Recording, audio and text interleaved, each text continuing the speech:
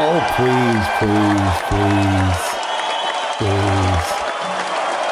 please, please. You are listening to the Sunday Coffee Klatch, presented by Steve's Very Own. Good morning, good afternoon, good evening, wherever you may be. Welcome to the stream. I hope you're doing fine this Sunday, whether it's your morning, afternoon, or evening. Maybe you're into Monday already.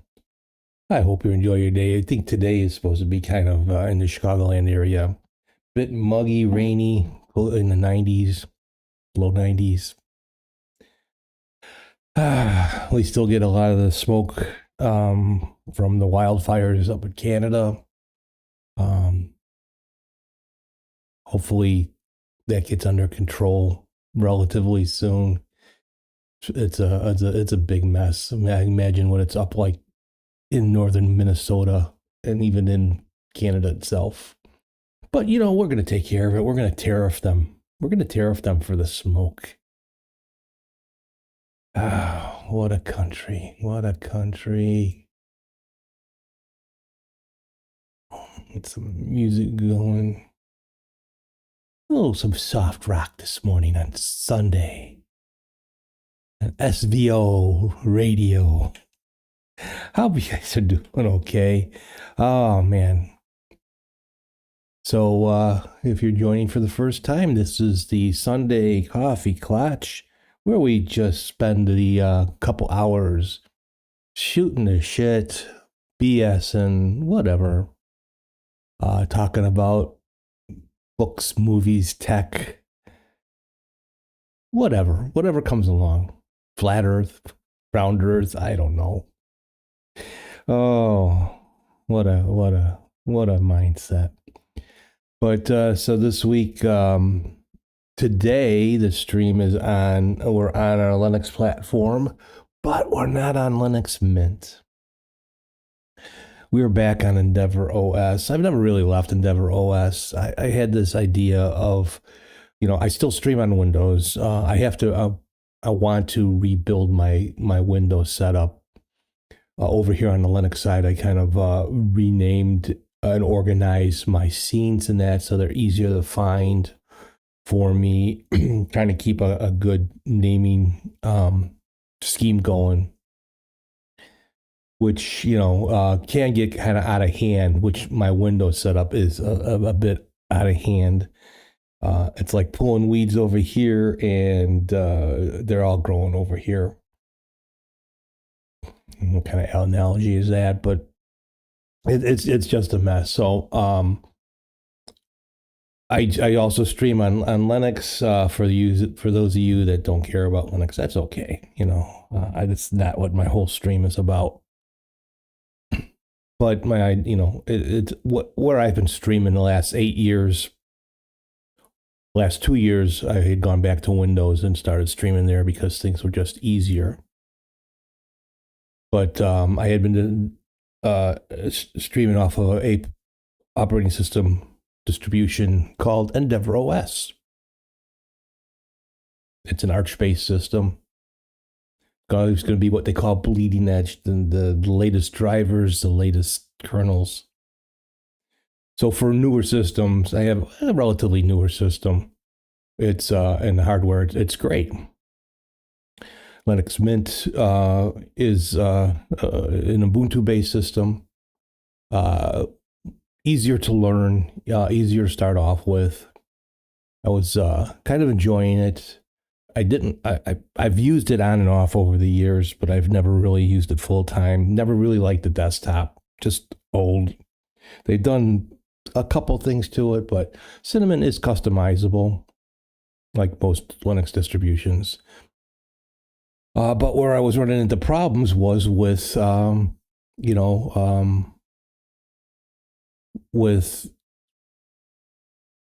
my gosh, I'm going blank. Steve, this is usual. With hardware, with efficiency, with quality,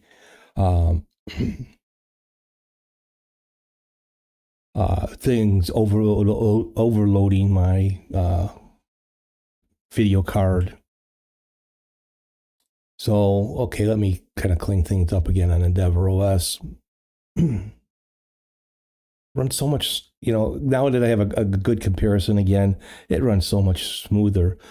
Plus, OBS has updated to 32.2-1, and the packager for the Arch AUR Titan.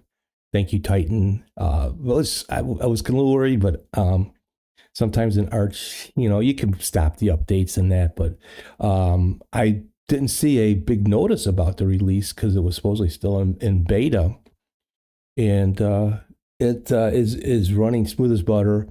Also, to find out that even as an affiliate now, so Twitch usually didn't take a lot of bit rate when it comes to streaming. So you usually have to do 720. Most people watch on their phones or their tablets, so 720 is fine. But they have what you call Twitch enhanced broadcasting, which you used to only could be a partner, I believe, to use. Now it's open to affiliates, and which I am. And hopefully you see a much better stream on Twitch. And it's taking it takes what it needs. It goes up and down, but we're at about 13 kbs, 13,000, which normally with Twitch is 6,000. So you should be seeing a better quality in that. The differences now with OBS, let's see, let's go to desktop middle where it is. If you want to add stuff now, you now have what is in your scenes. So you can add existing, you can add, this is the way it used to be able to add before, but now you can see it. It has your images in your monitors and all that stuff. So this is a nice setup. This is new for OBS if you are wondering what 32.2 does for you. It just makes it easier to find content or set up your system in OBS to stream. So that's that.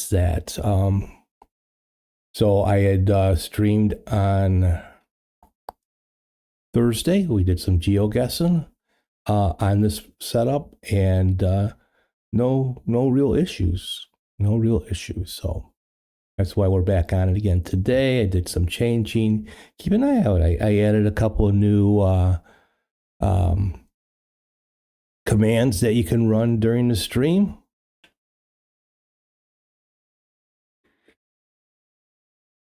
I think I still have to set up how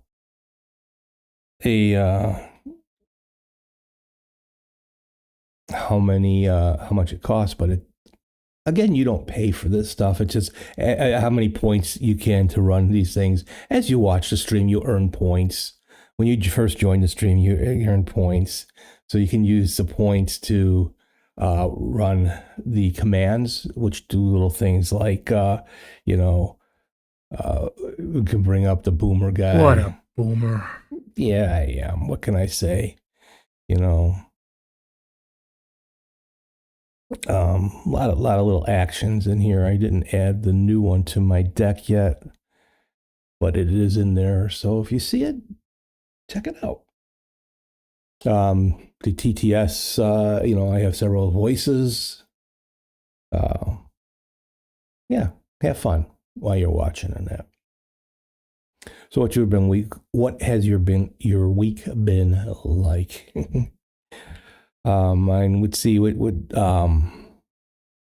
started watching the 4th season of Star Trek Strange New Worlds. It was pretty decent. Now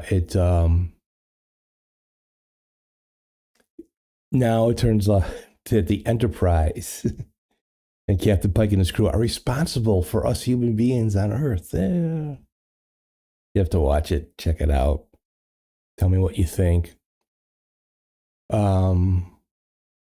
We've been watching Patience. It is a British detective show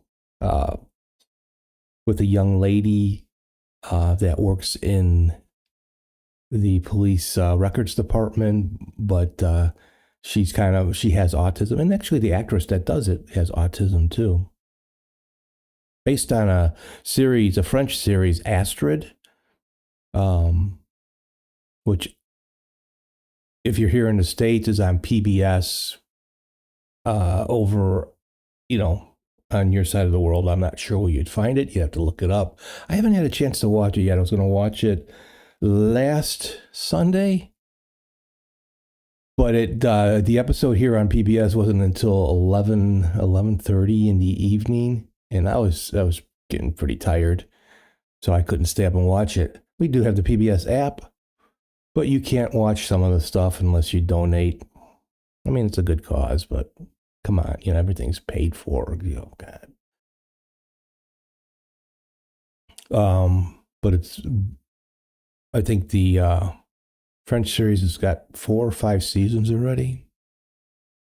We like the British detective shows.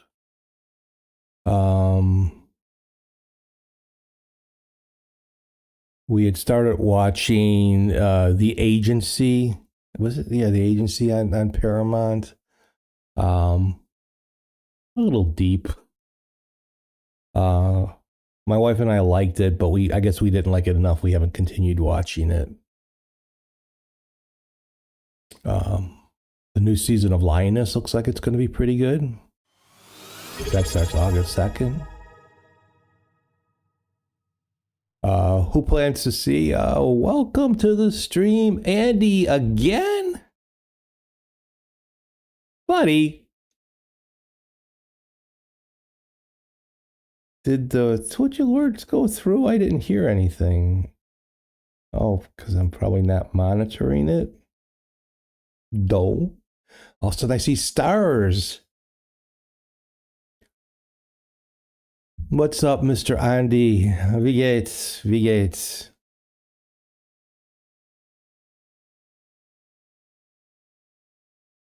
But thank you, baby. Stream baby, finally. Welcome, Andy 242 to the stream.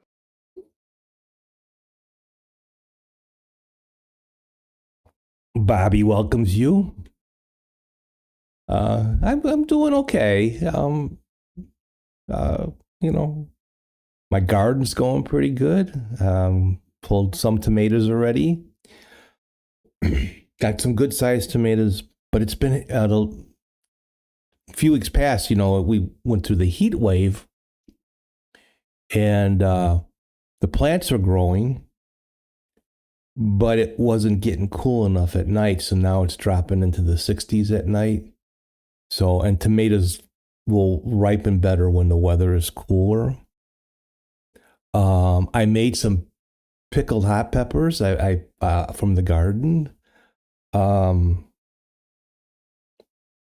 fresh jalapenos are very potent. At half the time, if you get them from the store, you don't know what you're getting. They could be really hot or they can be really mild. I think everything out of a garden fresh jalapeno is very hot.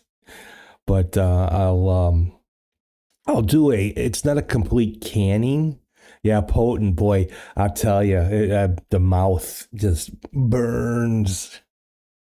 I don't do a full pickling. I do what they call a quick pickle, because I'll go through them pretty quick. I'm the only one who eat them, but I made a pretty big batch. I take it's a 1-to-1. So depending on the size of the pot, on how many I'm doing, we'll say we'll do a cup of vinegar and a cup of water. Then a good, almost a tablespoon of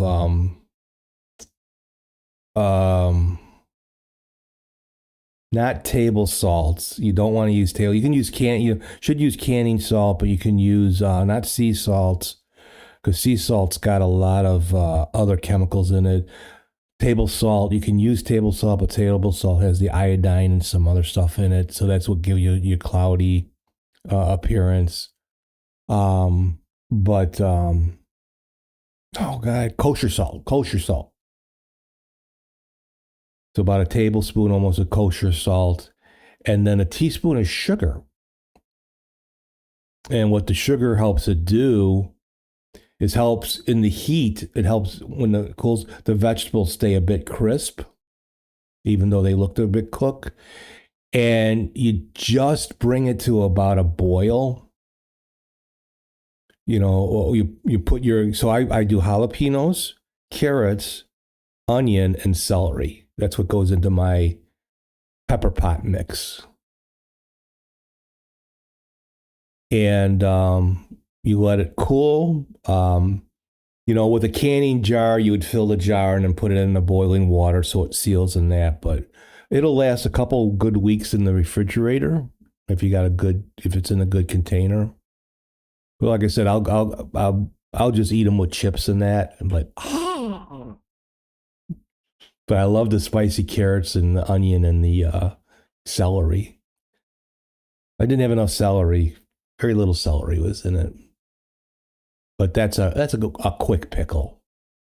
And it's much easier, if you're planning on it lasting for quite a while, then maybe that's that.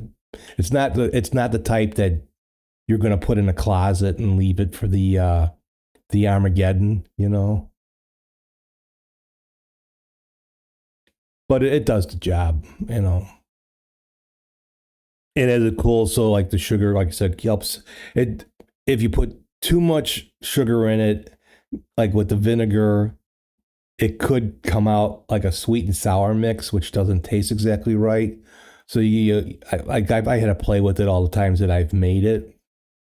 I think I've got it about down. You want it to where you don't really taste the sweetness, but the sugar in there does help the vegetables stay crisp after the heat.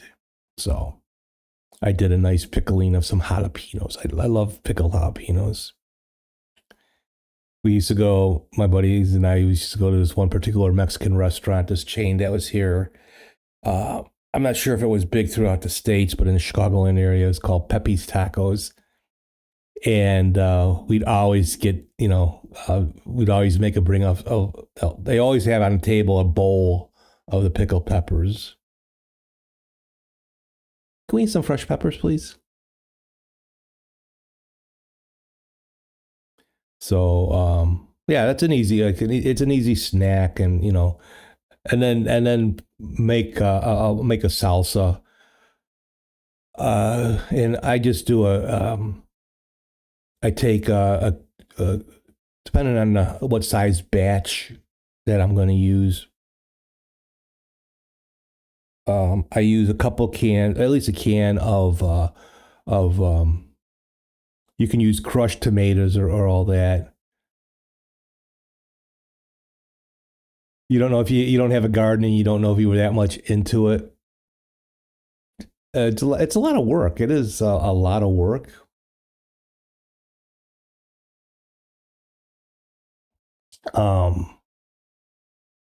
Trying to keep it the weeds out and all that, but it's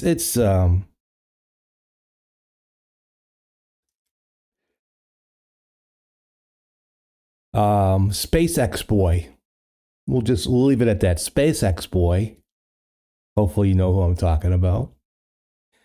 Was in did a interview the other day, and I'm gonna paraphrase it, but pretty much said, doesn't understand why people do gardens.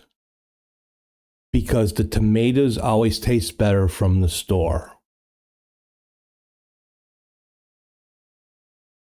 Yeah, you know what you get from your garden. You fertilize it right, and I don't use any bug spray or that on my stuff. I don't often have bug problems in the garden.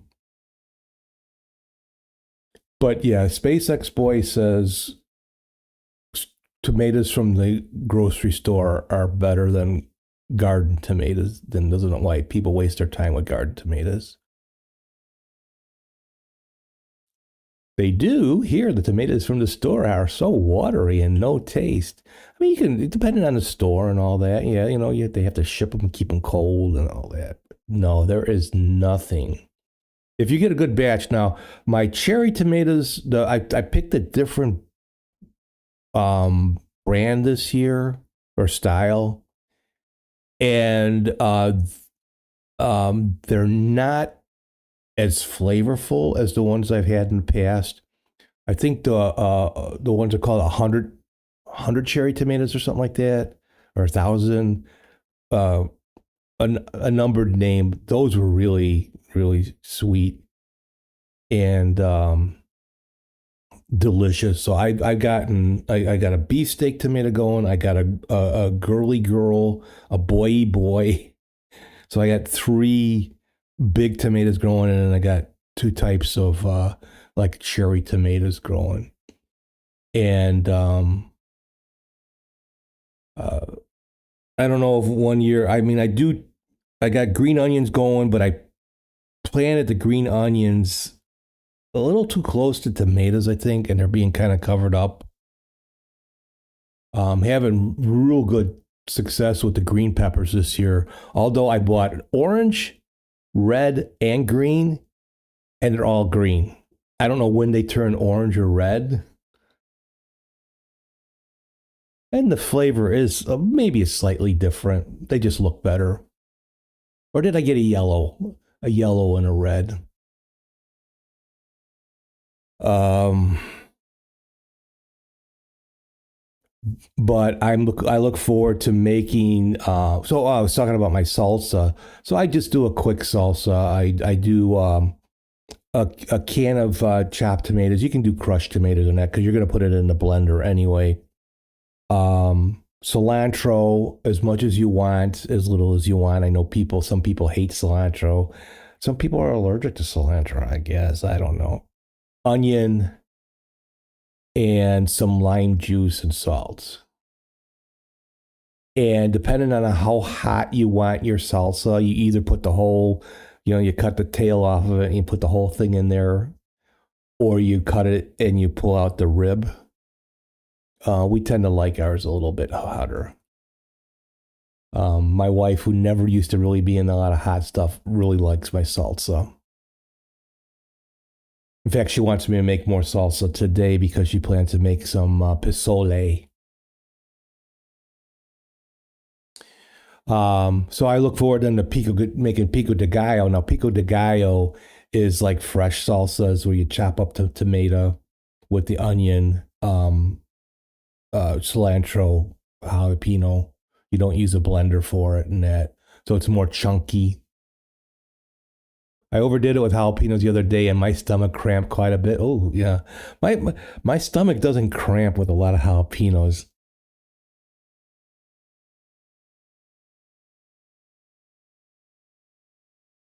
Oh, it's canned jalapenos? Probably a lot of salt.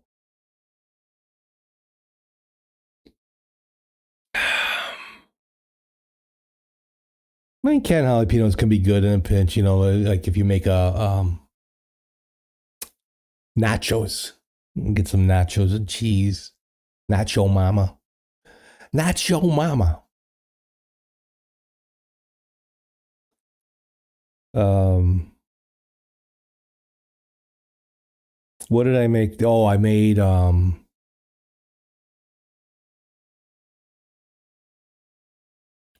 beef teriyaki the other day. And then we bought I have a box of ramen noodles. Did some ramen noodles, and then I sautéed or stir fried some green pepper and onions, and the green pepper was from the garden. Oh, it was so good. It was so good. And then I got banana peppers growing. I got a bunch of. But this year I got mild. I had gotten hot banana peppers last year. They were actually hotter than the jalapenos. Whoa. And then for those that just like the jalapeno taste without the heat, they do have a hybrid, at least here they do, a hybrid jalapeno that is as mild as a green pepper. I don't know what's the point.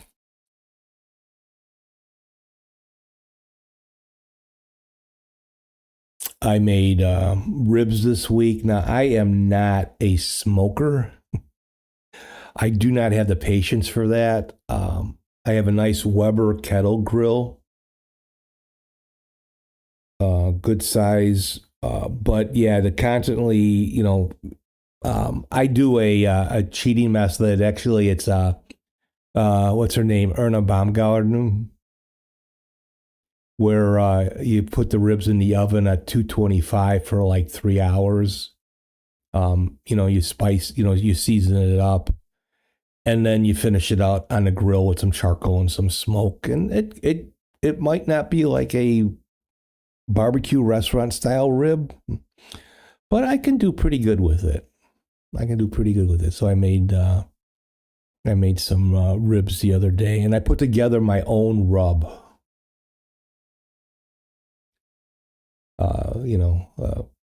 I look at several different recipes and I adjust them. There's many different recipes for like a pork, and I can use it on pork and chicken.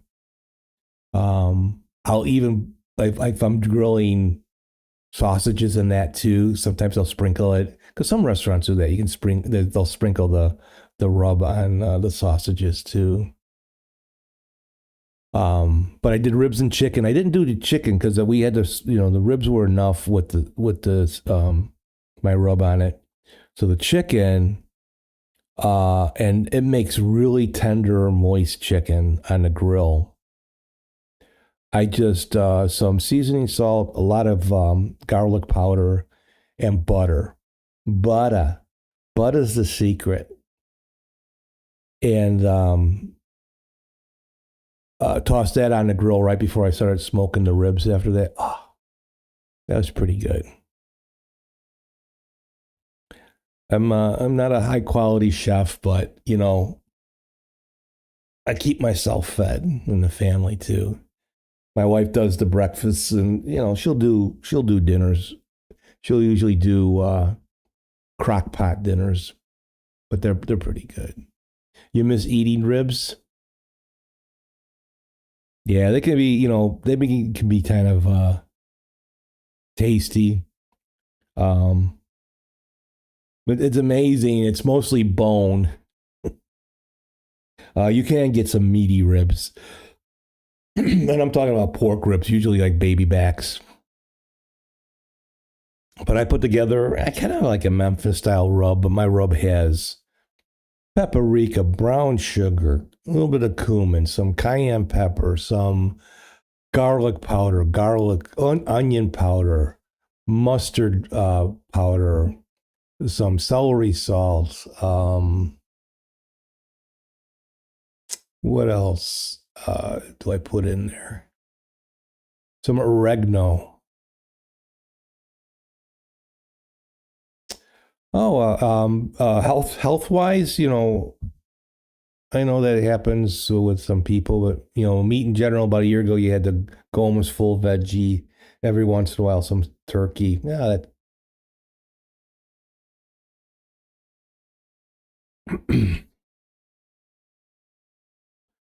I like my meat, but I do like my good portion of veggies with it. But it can get kind of challenging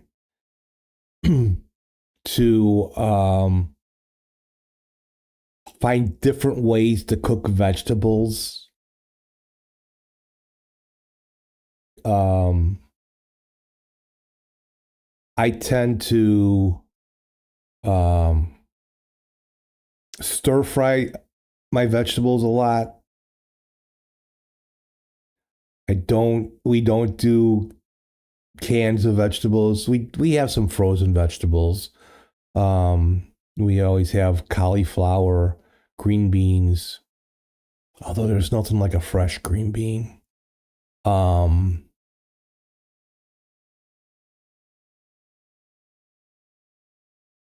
We'll always do, not frozen, but we'll get fresh Brussels sprouts. Brussels sprouts can go bad really quick.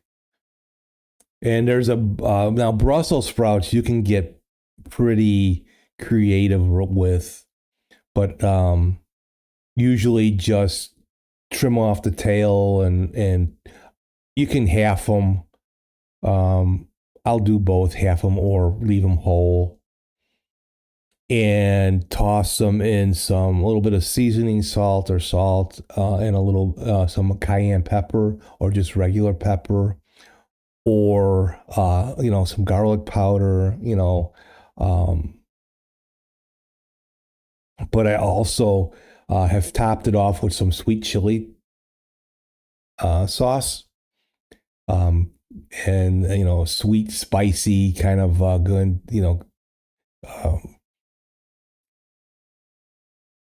Brussels sprouts are good for that, and they're a lot of iron and such, a lot of gas, because they're just a tiny cabbage, right?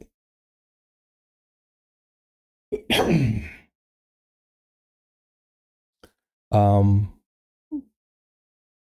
and my wife will get the little frozen corn on the cobs. And corn on the cobs are better. Miss Kate.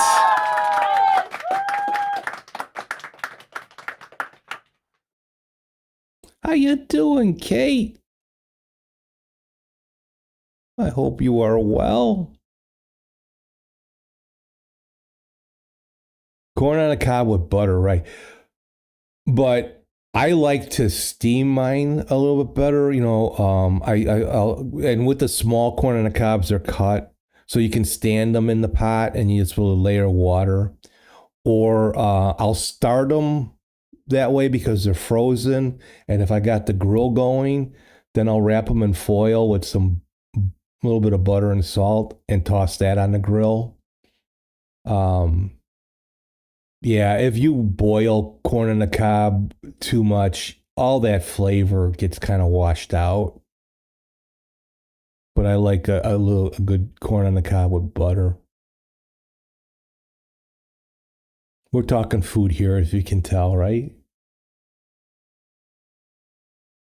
But Andy was saying that he has to, eat mostly veggies and that, and that's a challenge trying to get, Now, can you eat rice and noodles in that, or do you have to be careful with some of the starchy stuff?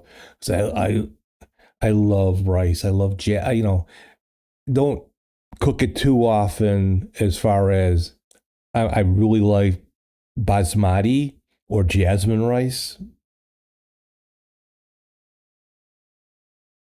You don't know what's wrong with your typing today? That's me every day, Kate.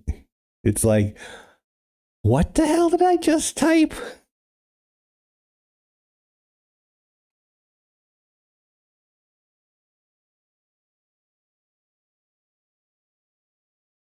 And we usually get it's not an instant rice, but it's Uncle Ben's rice. Um, I like to take my rice and fry it. I add some cooking oil into a pan. You sat outside to eat in the garden. There you go. Yes, for the most part, I think it's not only meat, but beans, lentils, and those gas thingies. But yeah, because like, how do you get your protein in that? I mean, beans, oh God, depending on what you're making, beans can be so good. So I'm getting on the rice thing. I love black beans and rice and red beans and rice. But I like to take my rice, even with the Uncle Ben's, and you fry it in kind of in some oil in the pan that you're going to cook in, and you just slightly brown the rice. And then what I'll do is so it's usually a cup of rice, 2 cups of water, right? And so I'll get 2 cups going, and sometimes I'll put a little bit chicken broth, chicken base in the water. But you heat up the water first and then throw it and slowly. You got to be careful because it was all of a sudden, and the frying of the rice gives it a nice texture, and it cooks a little bit faster. I like doing that majority of the time. It's a little bit of an extra step. Oh, I make a good egg fried rice. I make a good fried rice. In my opinion, my wife and son like it. My son doesn't like rice, but he'll eat my fried rice. But of course, my son, if you label it Japanese or something, he'll eat the ass end of a rag doll. Excuse me. Yep, it's because he loves everything Japanese. He's had a food texture thing, but man, he will eat sushi like crazy. Because I think sushi grosses out mom, so that's what he likes to do. He likes to gross out mom. But that's a good way. So, and then I'll usually it's canned black beans or canned. I can't. You can't type. I can't talk. So it was canned black beans or canned red beans. And what I'll do is before I put the beans in the pan, I'll saute some onion and celery and garlic. And toss in the beans and oh, my image is off a little bit. I changed something. Oh, I gotta fix that.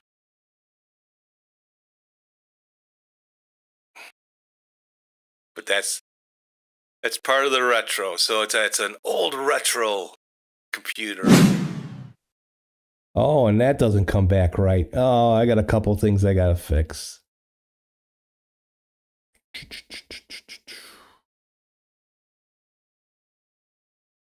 That's okay, and I had I had changed some settings because I was gonna go 720 on my stream since I had so many issues. But when I moved back to Endeavor, I took the settings with me.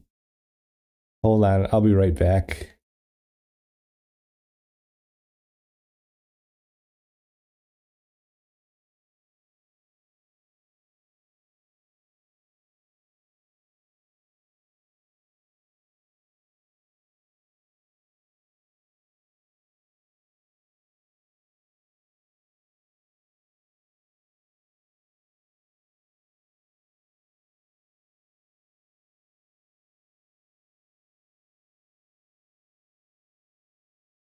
There we go. Yeah, the I left it on 1280 by 720 instead of 1920 by 1080.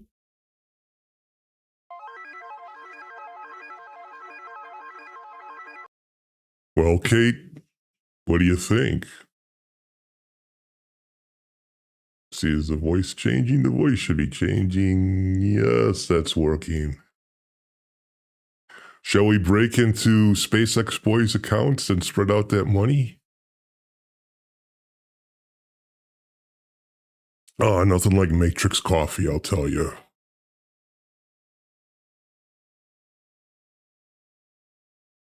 But,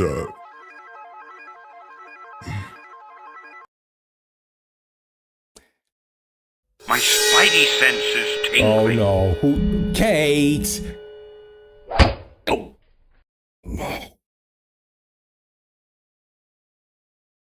Boy, Kate. Is that foreplay?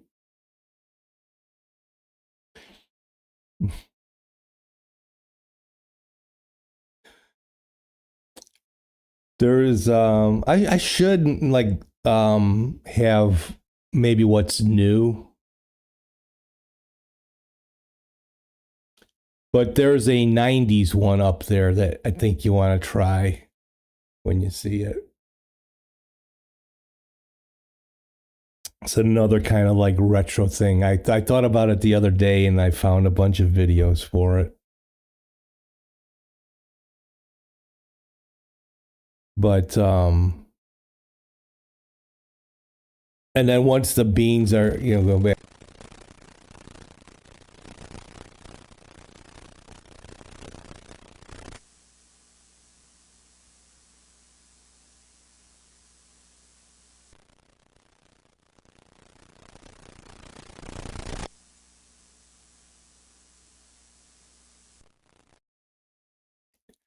First she smacks me, and then she...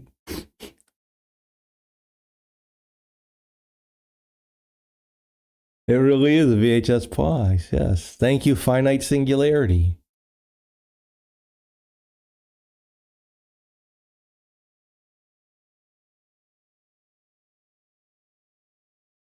I actually did reduce my plugin addiction.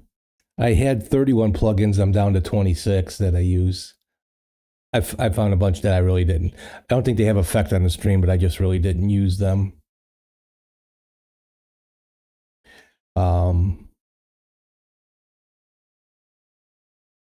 But to finish up about my black beans or red beans and rice, but then I'll toss in the beans and then maybe a bay leaf while it cooks down.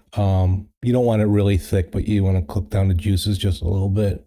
And then when it's done, you take it and you top it on your rice. Oh, black beans and rice, just awesome. Especially, sorry, Andy, with a good steak. Or red beans and rice with a good sausage. A good smoked Polish sausage. But yeah, I do like to cook, and I will think of different things.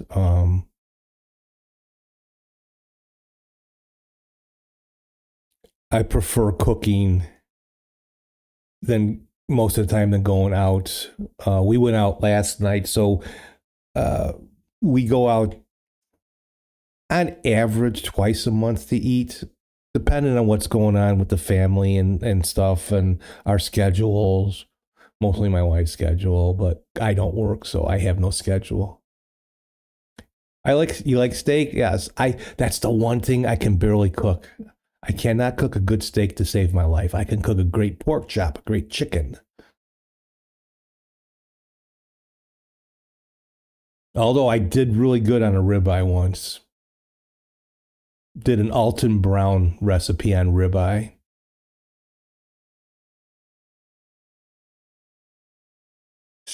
Sorry, Andy. Andy says, yeah, sort of health issues kind of forced me to. It's not a bad thing, but sometimes I miss my steak, especially when Steve is talking about it.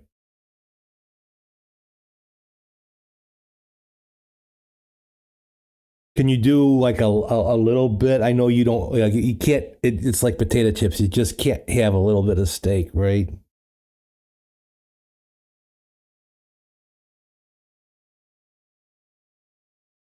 But see, like in Japan, I believe, or back when meat wasn't as plentiful, or to make the meat last, they would do the little tofu squares, and and they would fry it with the meat, and the tofu would absorb the meat flavor.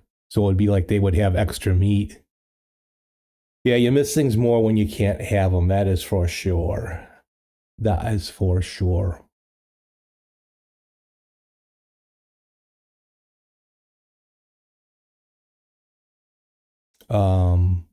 And then I like to do like we I'll miss a good Idaho baked potato, but they are so starchy.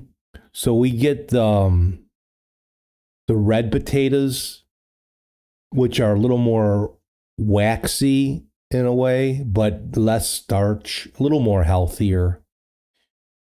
I will take and I will bake some and then break them up and add either riced cauliflower to it. It's just a different way, it kind of reduces maybe some more starch and all that. And cauliflower is like a nature's tofu. Cauliflower absorbs the flavor around it. So we'll do a rice cauliflower and that. But my wife likes it, and I'll do it like twice baked style sometimes.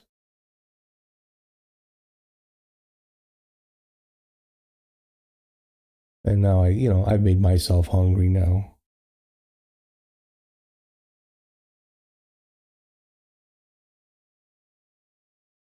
But yeah, I like to cook. But yeah, especially stuff out of the garden. I mean, my garden is not really big. It's just big enough.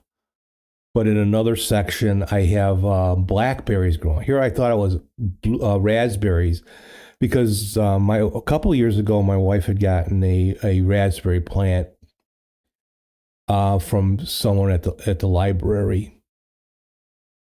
And then... Welcome, St. Raphael, to the stream. St. Raphael, holy crikey. How you doing, St. Raphael? Long time no see. How will you be? Andy has to avoid red meat completely. Sorry, Andy. I'll try not to talk about it. How have you been, bud? You've been doing okay? St. Raphael is an old Linux user and community. I get a lot of the old timers. I think we all get fed up with some of the Linux stuff, but so currently we're talking about food.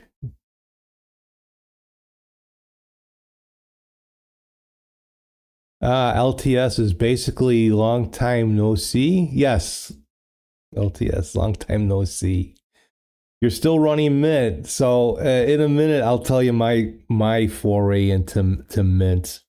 I am currently we're streaming off of Endeavor OS. I've been streaming off of Arch Endeavor OS for about 2 years now, but I also do a lot of my streaming off of Windows. But we'll talk about that in a second. We just want to finish if I can remember and finish my one thought. But I'll do a lot of stuff with the cauliflower. Cauliflower is like nature's tofu, so I'll do it in, I'll mash it up and put it in baked potatoes, like when I do potatoes and all that. My wife really likes that. Excuse me. A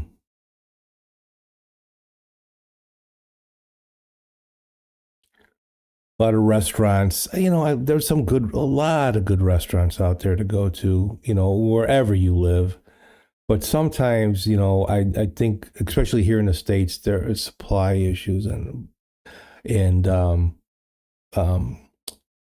help, waiters, waitresses, cooks, chefs, they're all being shipped out.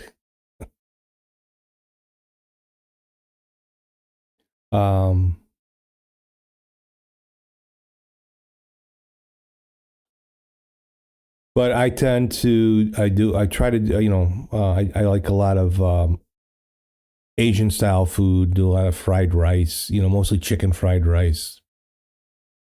I think mine borders a little more on Japanese style, because Japanese style is a little bit lighter than, say, Chinese style.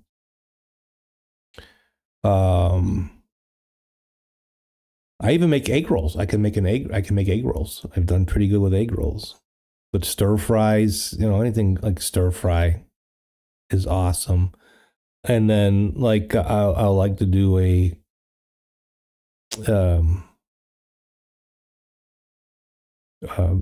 chicken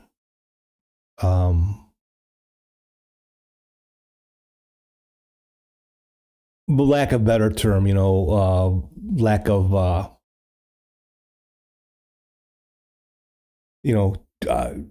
chicken chow mein or something like that, with the hard noodles. I like that. Oh, I started talking about the blackberries too and all that. Yeah. So I thought I was raising, Kate says I have blackberries, but they belong to my neighbor. They just grow into my garden. So I picked them. Hey, they're on your side of the fence, right? For apple or blackberry pie or rhubarb and blackberry crumble. Ooh, the rhubarb grows in your garden. Hey, Raphael, have I seen Toss? He pops in at least almost every stream, once a stream. And then he disappears. He'll do some live streaming, but if he gets nobody within 10 minutes, then he ends it. The whole streaming, you have to stay on for a couple hours to get a bunch of people. But we had 2 years ago, we had raspberry, blackberry, and blueberries. The blueberry bush died off pretty quick. I didn't have it in the right area, and I didn't water enough probably. And I thought the blackberry bush had died. Well, it turns out it was the raspberry bush. And what I thought was raspberries that were growing, I'm like, God, these are going to be pretty big raspberries. And all of a sudden they started turning black. I'm like, oh, they're blackberries. The raspberries, it seemed like the birds ate all the raspberries. But it doesn't seem like the birds... Steve, someone has joined the chat on YouTube. Hey, Metal.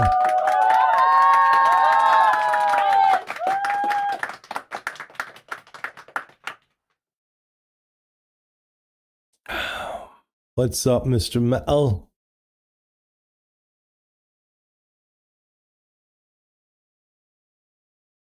But it seems like the birds don't like the blackberries. So we've had plenty of, I go out there and they're ripening slowly. Usually now through July, they start ripening, but they're enough. I don't have to pick a bunch of them. I pick up a good handful of them and we have them for our breakfast. Because our breakfast, we don't do a lot of meat. My wife and I, we're the old folks, so we do oatmeal. Now I do my oatmeal with cranberries and apple. My wife throws everything into her oatmeal. The blackberries, strawberries if we have them, blueberries, cranberries, walnuts, sunflower seeds, and there's something else that I'm going blank on what else she adds to it. But then we'll have a couple slices of grapefruit, apple, blueberry, and grapes. And we had some strawberries. I have a small strawberry plant that's growing, but they're real tiny. First time that I'm doing strawberries, but I have them in a pot. And she picked up some cherries. So we mostly have fruit and then a couple of slices of bacon and a little banger. A little sausage link. So far, I'm off of Mint. I'm back on Endeavor. I never really left Endeavor. I had this idea with Linux, and I wanted to kind of get back to an Ubuntu base to have it easier to update OBS, easier to get the plugins that I needed. And not either have to learn to compile my own plugins, which I think is the next step that I'm going to do because of the AUR. But the person that packages the OBS in the AUR, the OBS Studio Titan package, he is I've mentioned it many times. He is one of the helpers in the OBS Linux forum in the Discord. So even though it's not an official branch of OBS, they will help you with it if you have issues. At least I endeavor to try Mint, yes. So, there was an update. They haven't. I don't know why they haven't fully mentioned it, but 32.2, the OBS Studio 32.2-1 is out. Windows, you got a notification right away. You can update it. I haven't updated it on Windows yet. Endeavor comes up with an update. And then the Endeavor OS update will update not only Endeavor packages, but if you did some Yay packages, will update from Yay. All right, I'm going to try this. But the problem, it's kind of rebuilding. It takes about 20 minutes to install to update OBS. It's not as quick as on. It was funny. He saw this.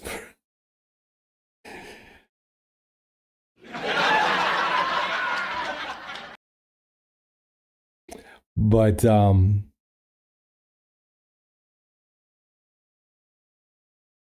I had tried on another Ubuntu-based system that was running 2604 Ubuntu. I tried the beta for Linux, and I couldn't get any of the plugins to work. I'm like, oh, they're not ready yet. And all of a sudden, here it is. Not a problem with any of the plugins. It's running smooth. When I reran, because I added a new scene, because I copied my stuff from Linux Mint, so I wouldn't have to reorganize my stuff. I just had to change a few things because I'm going from X11 to Wayland again.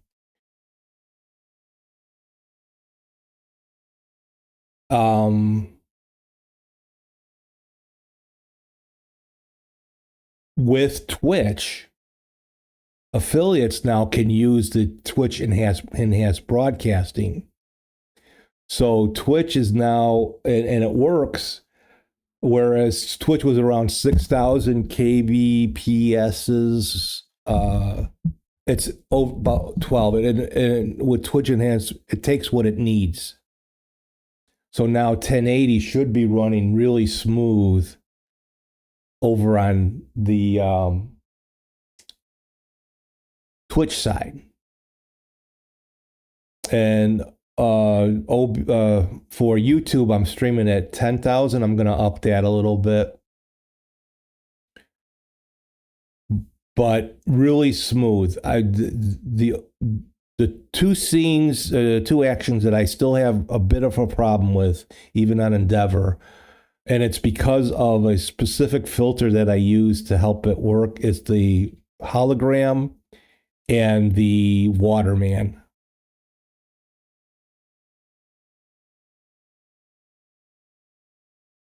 Oh, I ran into problems with Arch yesterday and couldn't run any games in Lutris due to an UMU error, which bricked all of my Fireman games I set up.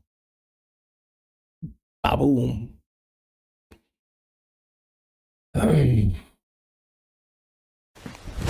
Emotional damage.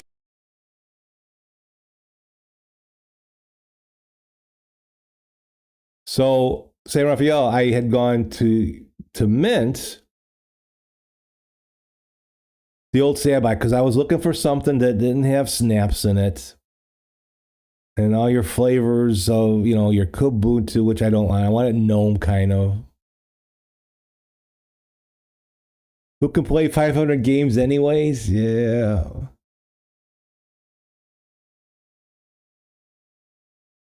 Metal gets bored often, so,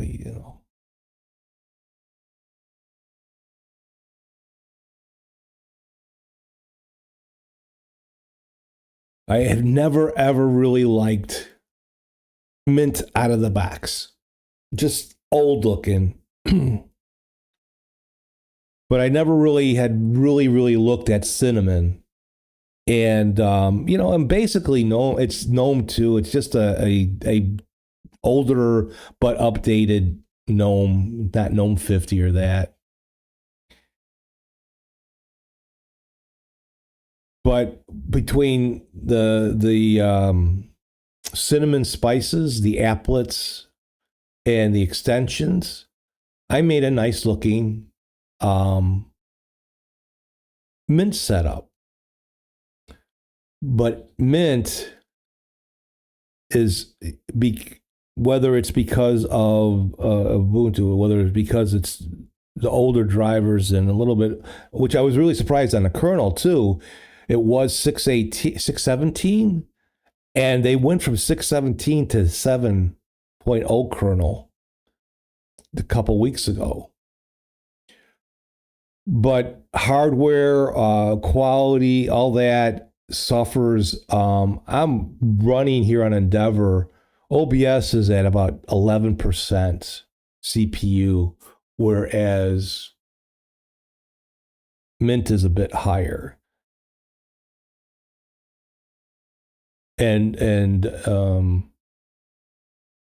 Bottles doesn't run extremely smooth, which I use Bottles to run my streamer bot, compared to here on Endeavor with GNOME.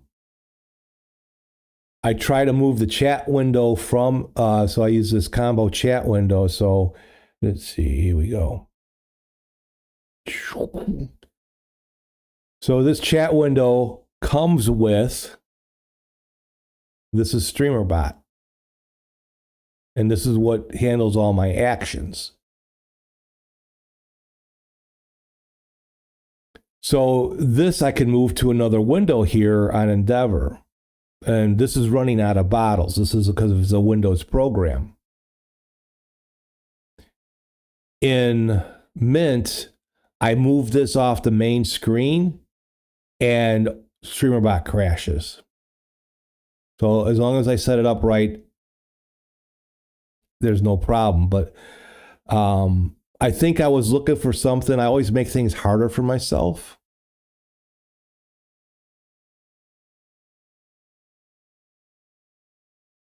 Mostly use yours for music production, and Steve definitely knows I can sing. Yeah, you can sing, sure.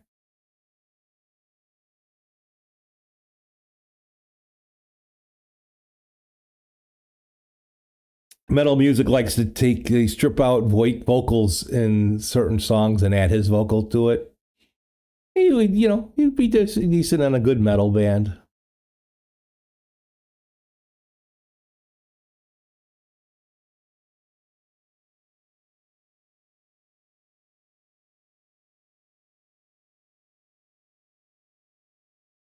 But I love a GNOME desktop. As far as Linux is concerned, I'm a GNOME user. Yes, I use extensions. I don't,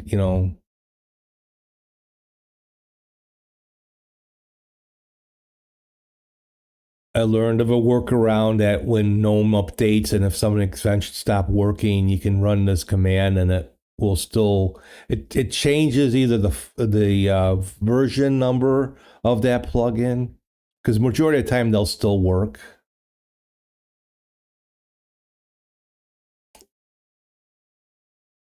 I mean, even out of the box, most GNOME desktop, they're not useless. I know people always say that, but Cinnamon's not as light as everybody thinks it is.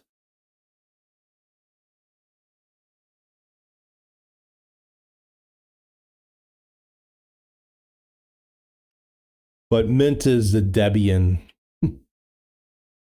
even though they have a Mint Debian.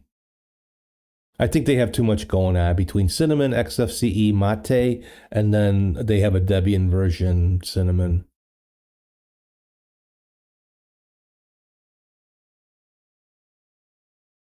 Too many desktops.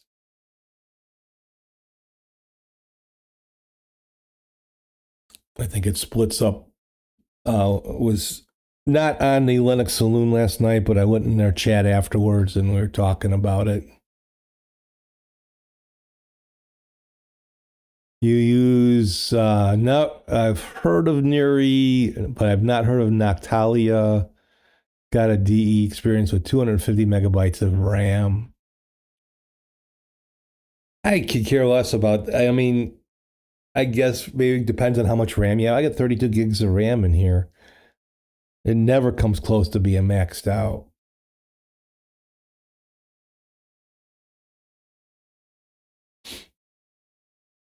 Excuse me a second.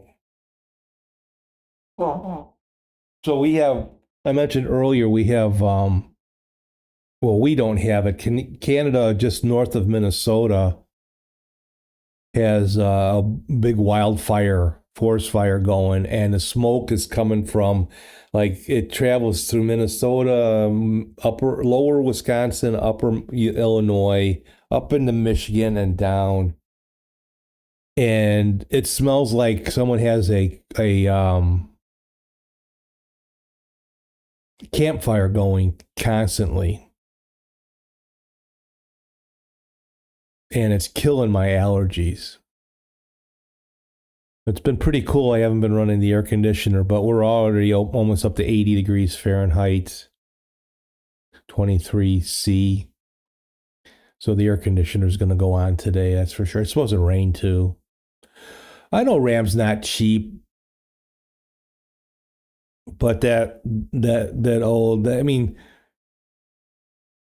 now on a couple of systems, on my wife's system. So my wife has a little StevesVeryOwn an E200H that has a 32 gig eMMC. So basically, it's like an SD card type app,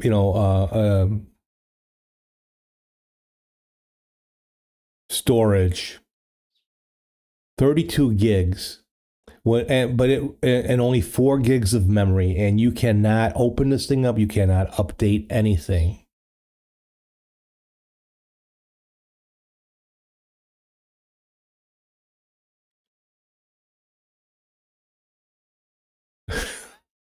Metal. I can't afford RAM, especially now. They say it costs an arm and a leg, but the joke's on them because my legs don't work. Oh.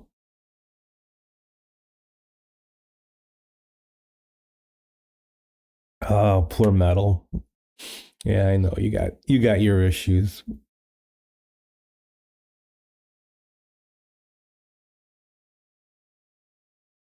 But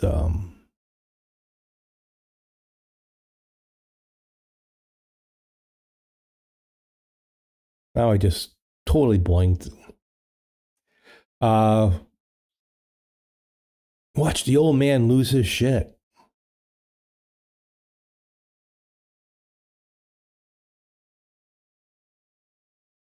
But in the long run, Mint it's like, oh, on my wife's little Asus netbook. So it ran Windows 10. I don't know how. I mean, we would have problems once in a while, and updating it in the early days was really, really bad.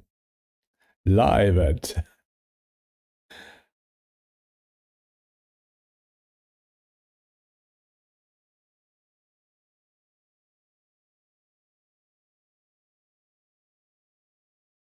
But I have tried for the last couple of years because I knew, even though now, so she can still run Windows 10 on it. She because it's an original laptop and that, and we had an account and all that, so she can now. They're extending it to next October, and but in the meantime, I'm like, I gave her one of my laptops to use. But she likes the little smaller factor. Like, it would be perfect for a tablet, but she doesn't want a tablet. Problem with the little laptop, it's got a 32 bit EFI and a 64-bit system. For the technically minded, it makes the average Linux hard to install on it. After a couple years of doing searches, and I know people are pissy about AI and all that, but it took AI to finally put the things together for me so I've installed 2 different Linux distributions on that little laptop, thanks to the Ventoy, because Ventoy and its thing of tools has a 32-bit EFI. So I tried this one distro called Anduin OS. It's newer. It's a GNOME-based system. It's supposed to be a little bit lighter, but it would run at about 1.8 gigs in memory. A lot less than Windows, but well, Windows, I guess on these laptops, they do their thing. Like my dad, when I prepared a laptop with Mint for him, he never used a computer for. After 10 minutes, he said, "Nah, I think, well, yeah, that's." So on this particular laptop, you cannot turn off EFI. The BIOS is not very verbose, so to speak. You can turn off secure boot, but you can't turn off, there's no legacy mode in this. But Ventoy, and I learned that, and all the searching that I've done over the years, you know, like this laptop was bad with audio and Wi-Fi, and there's no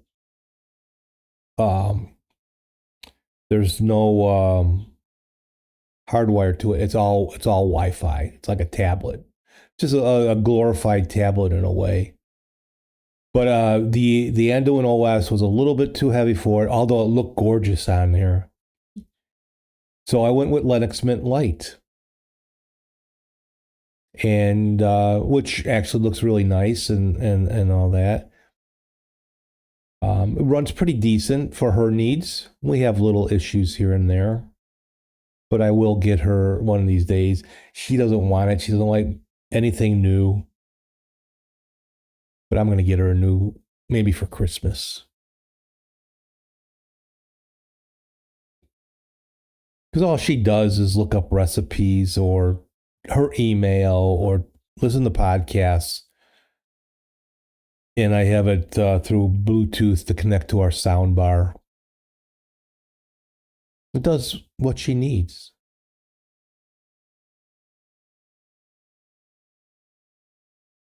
Listen to music.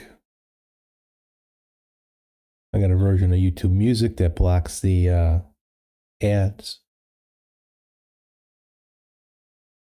But it was pretty difficult. AI help. I thought it would be because it usually is a laptop that is kind of designed for something like Chrome OS. But the Chrome Flex, although I read a couple places where people had been able to install Chrome Flex on it, but I couldn't. It would kind of read. It would get in live, but then it wouldn't install. If it wouldn't boot into the install, because of the 32-bit EFI. And the way that you have to install Chrome Flex, I don't think you can just use Ventoy with it, because you have to build a Chrome OS thing off of a Windows, whatever. Your 19-year-old Dell XPS still runs like a rocket with Linux Mint. Yeah, I mean, there's for everyday use, Mint is fine. It's perfect for what you need it for. But for what I do, here is the left monitor boss. I didn't ask for the left monitor.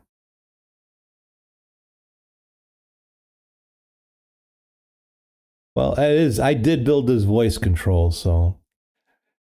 Computer main view. Here is the main G boss.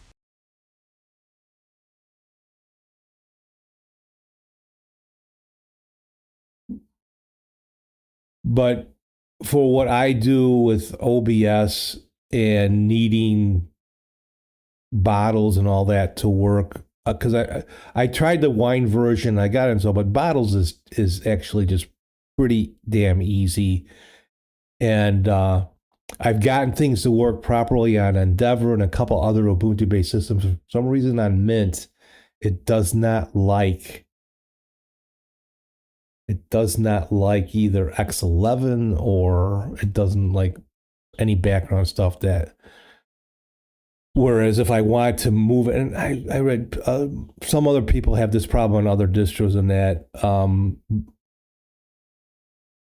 bottles will open up on what is designated as your main window. If you have multiple monitors, and I think that's an issue. It's still it works in Mint, but it's still kind of a bit of an issue with Mint.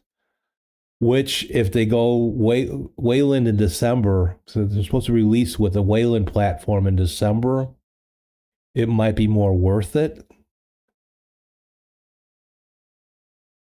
What was nice on Mint, I can use VSTs for my voices instead of having to do some workarounds, but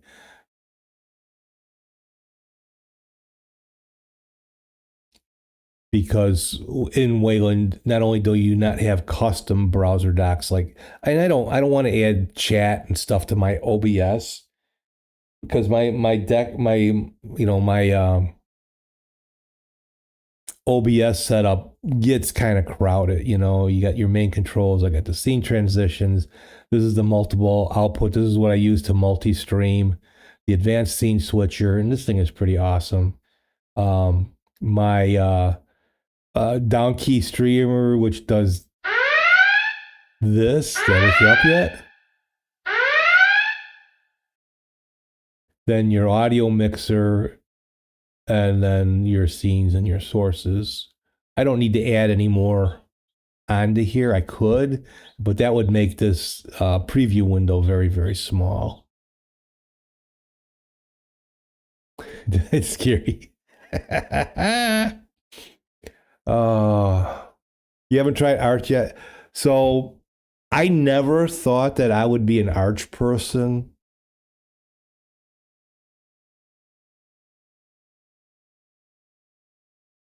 But for a while on my laptop that I let my wife use, I had Arch on that. Endeavor OS. And a couple of laptops.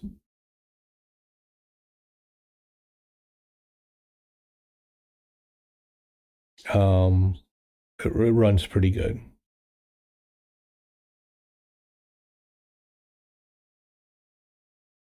So I am, again, back. I mean, I haven't had any drop frames as far as encoding goes. Internet, I'm at 0.3%, which people, I wanted 0. You can't get your internet to be 0. You just can't. But it was at a time where I was ready for Arch. I've built some scripts on here, which I can actually use the scripts. Got to build them a little bit differently on Ubuntu. But I have a voice control script going. Because on Windows, StreamerBot uses the Windows system, the Windows voice control to work, but there is no voice control in Linux. So the voice control is built on VOSC, and then I have OBS CMD, which does the commands. Endeavor OS is an easy install, an easy way. It's close. It's not 100% vanilla Arch. But if I suggest to anybody, I wouldn't suggest it for any real newbie. But if you've been on Linux for a while and are willing to learn, I think Endeavor OS is one of the best starting points. There's Manjaro. People, still use Manjaro, but I think Manjaro is a hot mess. And I'm just saying that I don't have any particular. I think I've used Manjaro once as a test, and that was it. But Endeavor has got a real good team behind it. You can, if you test it out, its main platform is KDE, but I installed GNOME. You can install, if you're used to Mint, you can install the Cinnamon desktop and set it up. The only difference is, it uses Pacman instead of apt. And you do have to be careful with some of the packages from Yay, from the Arch user repository. The only thing I use the Arch Users Repository for is for OBS stuff. And like I said, I don't know him personally in that, but I've talked with him in that over an OBS forum, Titan. And he does also package up some of the plugins. It's some of the other plugins that I don't know who did it that I think I'm going to have to learn. I have compiled one of my own, not my own plugin, but I have compiled a plugin. It just takes a few extra steps.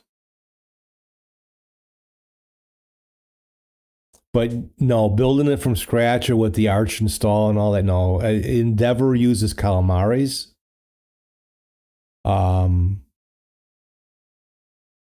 If you are able to connect online while you're installing, then you can go to your different desktops. So you can easily install it with the Cinnamon desktop. Now, will it be 100% Mint-like? No, Mint does its own stuff. But most of the software is compatible. You know, you can find a way to install it. But efficiency and all that, and just, you know, you're always going to have the most current kernel. Could be good, could be bad.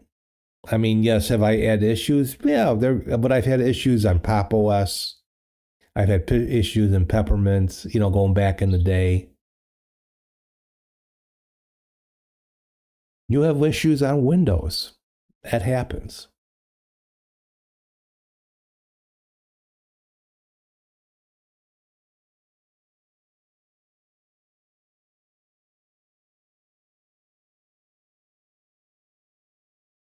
But there's a distro I'm keeping my eye on. It's Ubuntu based, no snaps. It's Flatpak based, and it is actually being built by a former Microsoft developer.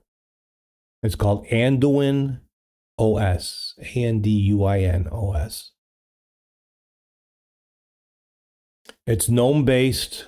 So if you go on GNOME, but he adds extensions that are kind of in the vein of Zorin. You know, people love Zorin, but I see comments in that they love Zorin. They hate GNOME, but they love Zorin. Unless you're doing the XFCE version of Zorin OS. It's a GNOME desktop with extensions. Zorin, like Mint, uses, you know, they use an older version, so I think they're on GNOME 46. So things will still work and all that, but it won't have all the goodness in there. And then they take some of those extensions and then they package them themselves, so it's the Zorin appearance and there's the Zorin stuff. So you know those extensions are going to work.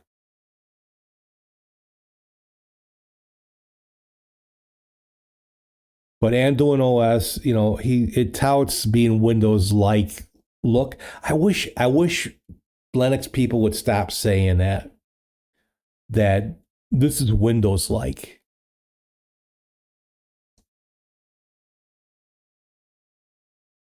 The style, like KDE out of the box, is kind of Windows 11-ish, right? Windows 10, Windows 11. And that's where it stops.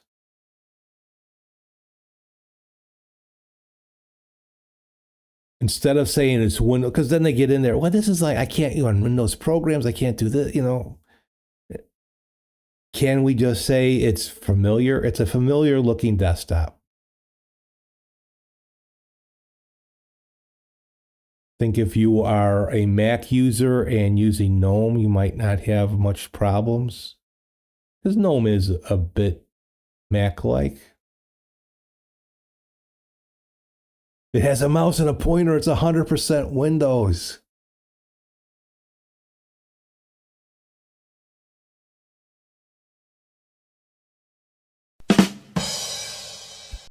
That's a bad Exactly. But my gosh, the comments that I see in the OBS Linux forum of users coming over from Windows to Linux and going with CachyOS. Why? Because the gaming, and that's why people are coming from Windows to Linux, because the gaming's gotten better. But now they want to do OBS. Well, they have been doing OBS on Windows and catching their game, but now all of a sudden it's a lot different in Windows. Well, why does Linux not have game capture? Well, because window capture works or display capture. But it's not game capture. Over on Windows, certain games need the way they design game capture. Linux, you don't. That's not right. And usually, every week or every other week in the OBS forum, someone on the Linux side is totally flaming out on Linux and how difficult it is to learn and how difficult it is compared to Windows. And no, it's not Windows-like. And they are just going off on the team there because they didn't do their research or someone told them to come on over and, do it this way, do it that way.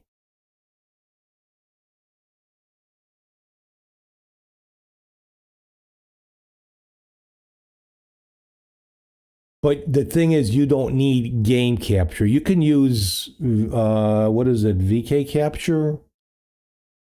Is that what it is? If you're really particular? But the thing is, on Windows, the game capture adds certain permissions, right? On certain games that needs it. On Linux, I don't know. I'm not a gamer. I don't know.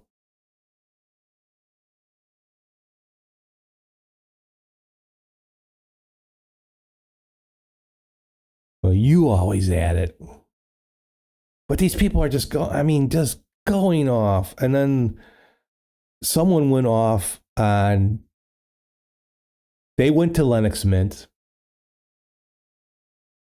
and they installed OBS from the Mint store. And in the repositories, OBS is not the same as downloading it, especially if you're in Ubuntu, from the PPA, installing it that way. There's something always missing. Well, how can you guys allow that? Just going off and off. Oh my gosh.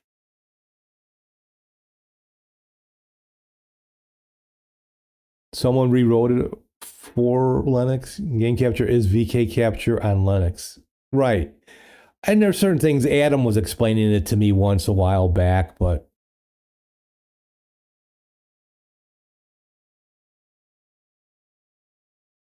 you think EBOSBox made a video about it and all the myths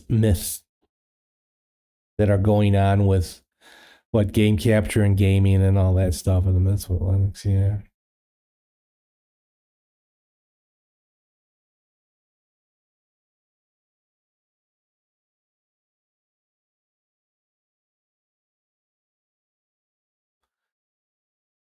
But there are channels out there that are recommending people to go to something like EndeavorOS or go at CachyOS.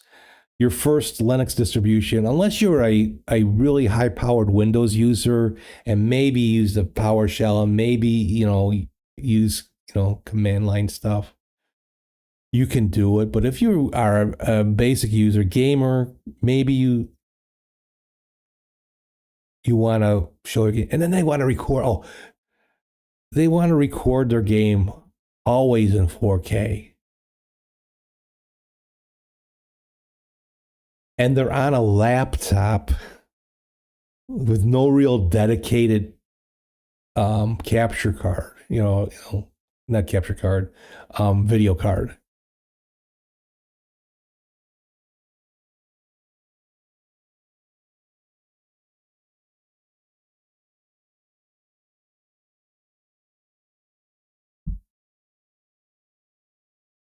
But see, that's where if you are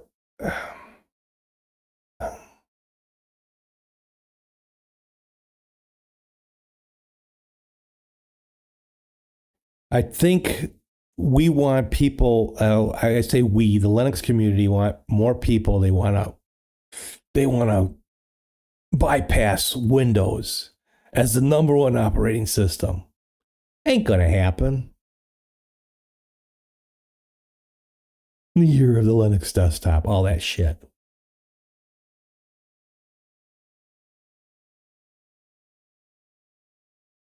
But there are very few content creators that will do a caveat on gaming from Windows. Oh yeah, you can just gaming just works perfectly over on Linux.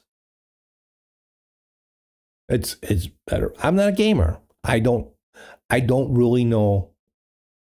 I can't really say. It's not my thing. I can talk a lot about streaming normally, but now you add game capture and recording to it. Now that's not my thing.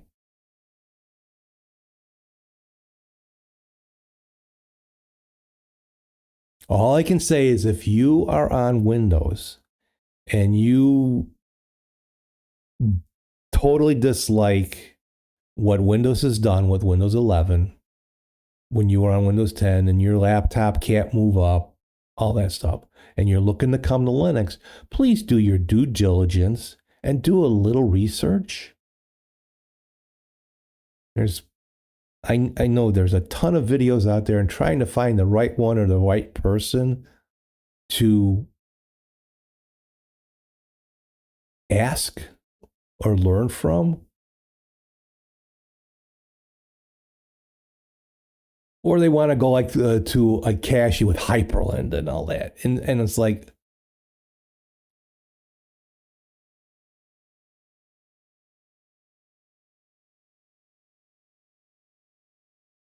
there's a lot to think about. And you got to be willing to spend the time. And if you freak out right away, it was never meant. It was never meant to be.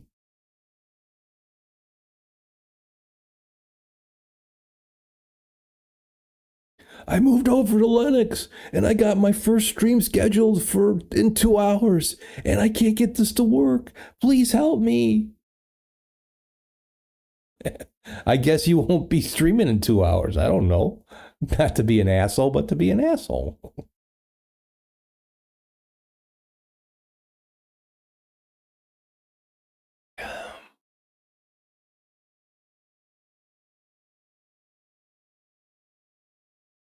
And I'm sorry, if do not go to Debian.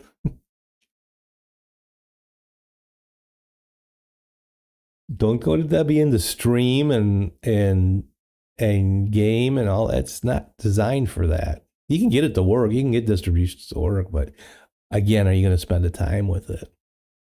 Like I'm technically minded. Like I know what I'm talking about. Like I know what I'm doing. No.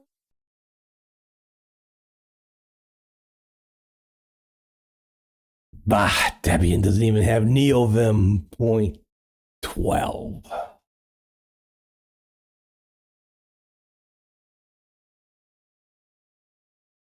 Oh.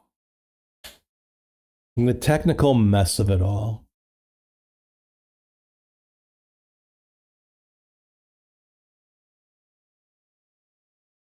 Oh, I just, I know.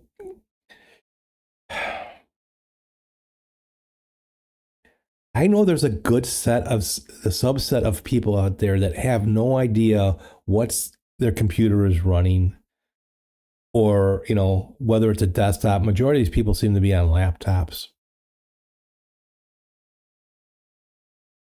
and they're posing problems in the forum. Question will be, what kind of CPU do you have?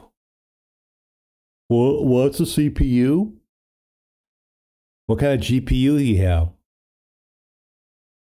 A good one. I know it's a good one. Laptop's like 10 years old. And it's it's either they don't have one or it's an Intel. They have no idea.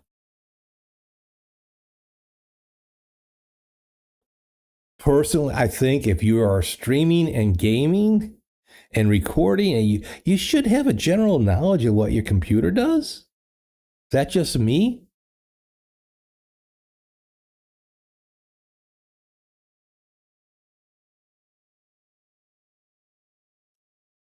Is that just me?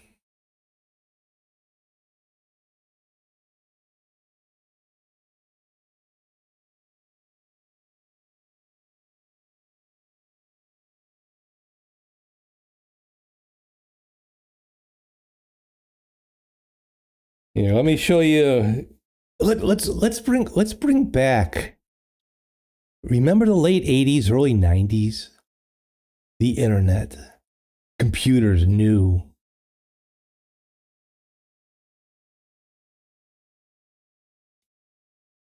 And these commercials. Introducing a new breakthrough.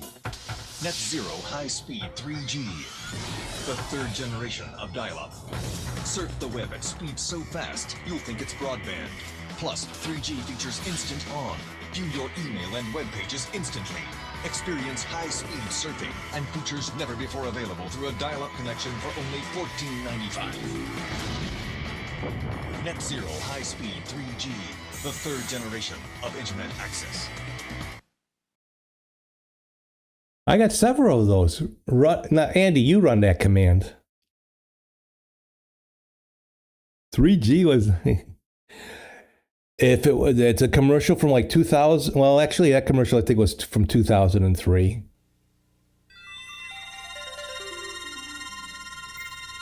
If you own a computer, here's how to get the most out of it without buying lots of expensive software. Get ready to write down a phone number and watch this.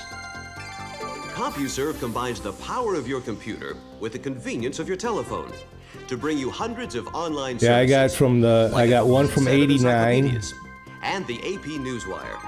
It helps you decide on investments, bank, make airline reservations, up through 2003, I think. It connects you with other computer owners and offers games that pit you against opponents around the country. You get all this and more, and it's as simple as making a local phone call. To get online with CompuServe and over 250,000 people throughout North America, see your local computer store or call 1-800-543-8000 to order direct or to receive a free I don't know if I should block out those phone numbers. They probably. Call I now wonder to if they get the still most work. out of your computer. But I've been downloading a bunch of those, finding those commercials and editing them.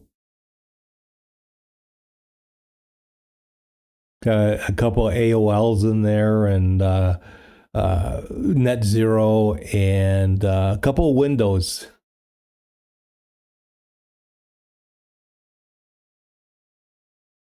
But back in the simpler times, when we didn't even think about a graphics card, it was all audio. It was buying a sound blaster. I remember when I bought my first sound blaster, man.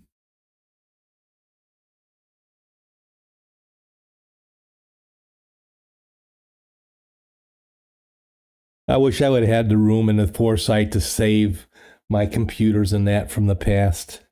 My wife would not be very happy. A Matrox AGB card with 3D FX.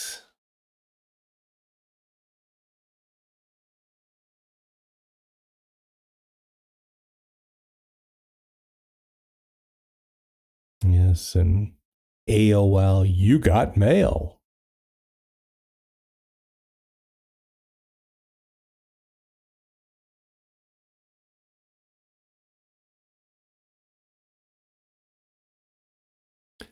Oh my.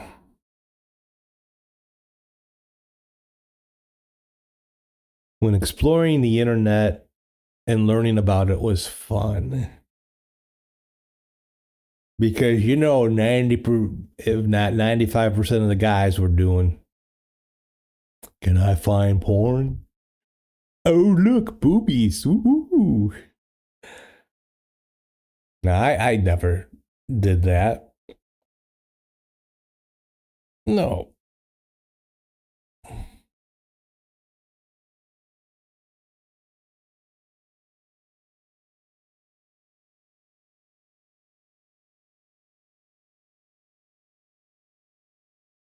They recently shut down the last AOL dial-ins here. Some people were still using it. Yeah.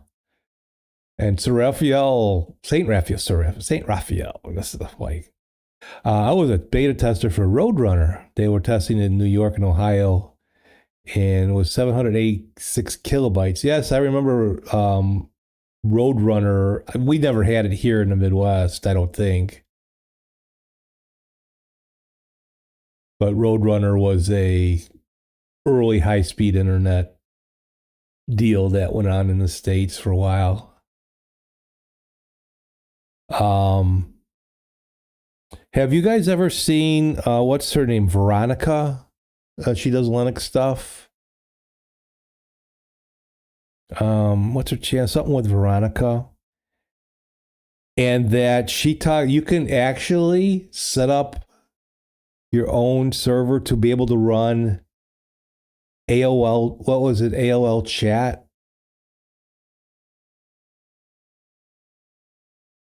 Because it was based on another protocol, and that protocol is still alive. You still use Roadrunner? Meep meep, as Andy says. Meep meep.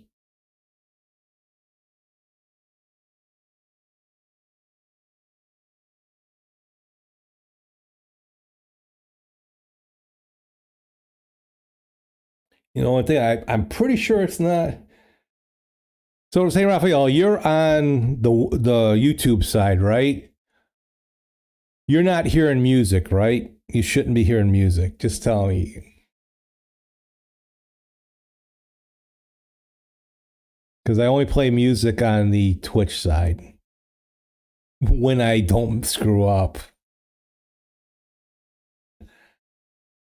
I had to delete a couple of streams the last 2 weeks because I didn't set up my multi-output streamer right. Okay, perfect. Yeah, so down over here is what I'm playing. It's my music player. But because of what I'm playing, I can't play it on YouTube. And then if anybody ever watches this on the VOD later on in Twitch, they won't hear music the way it's set up.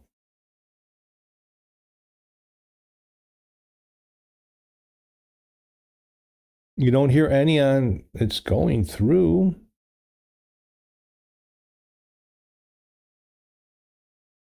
Let me.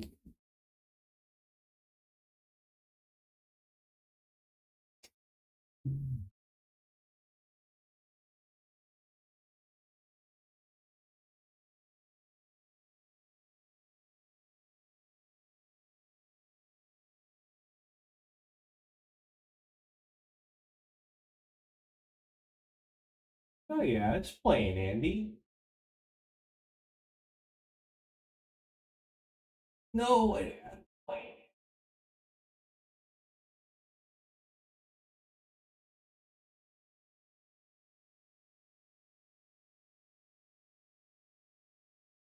Is it a little too low? See, either someone says it's too loud or it's too low. Because I have to lower it. I can't separate the volume for me. So I have to turn all my system volume down low.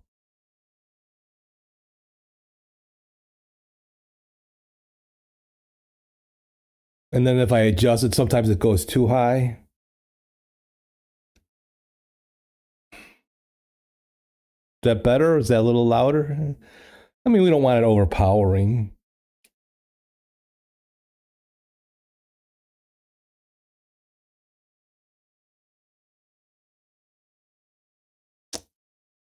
But yes, the days of the simple internet.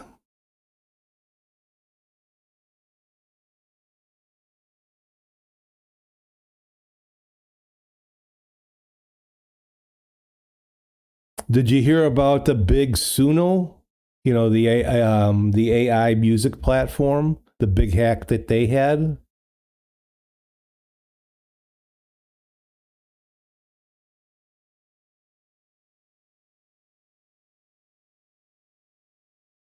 Of all the email addresses and content and all that, that was all hacked in. I guess if you use a credit card for set up the last 4 digits of the credit card.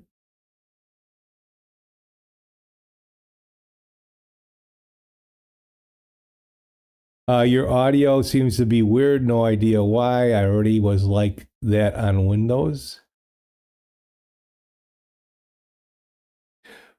Oh yeah, that's right. I was talking about the Veronica and the AOL chat. What was that?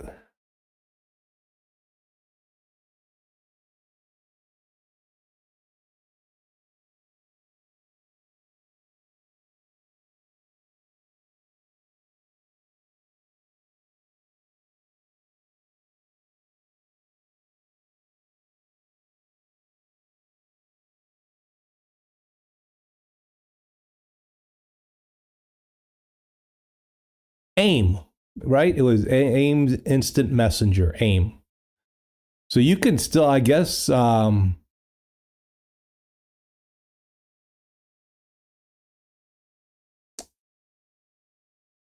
me.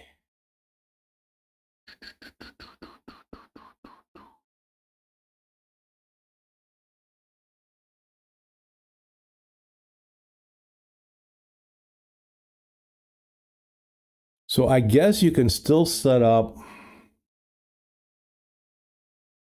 Let me.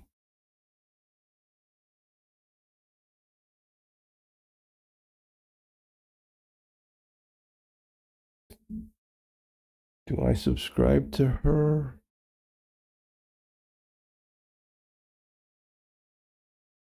Let's see.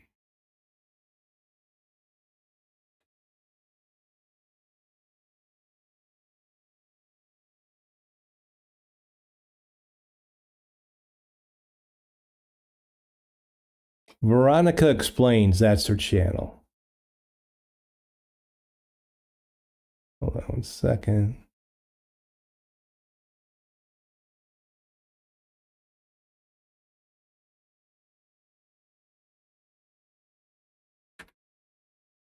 So you can check out the video here, but she, you can set up,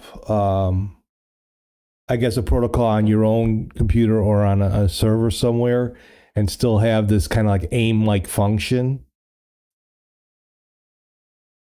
And it would be only those that you invite. And do that old, like, like Yahoo's Instant Messenger. Anytime someone came online, Yahoo.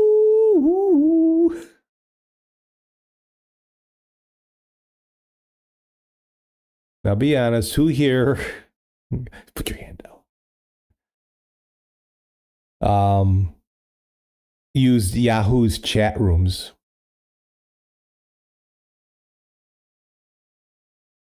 Yahoo chat rooms were pretty wild back in the day.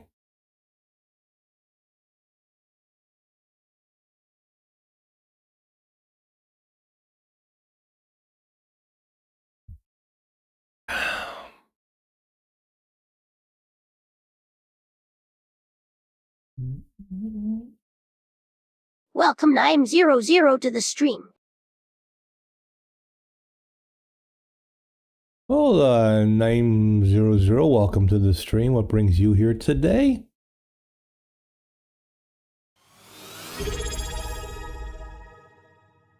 Well, thank you for the follow. Appreciate that.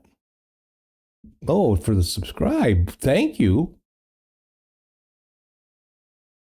Thank you very much.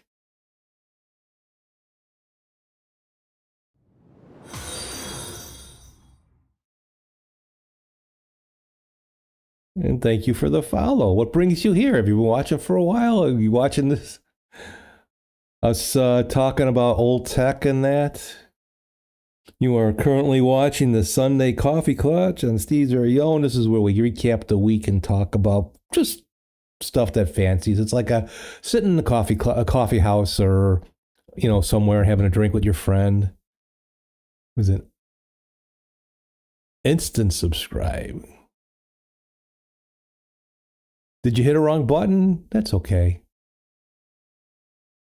Metal says, I did when I was a kid, but unfortunately it was the first time I ever got tricked by somebody much older.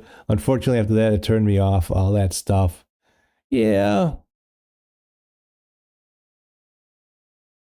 So you never used Yahoo again.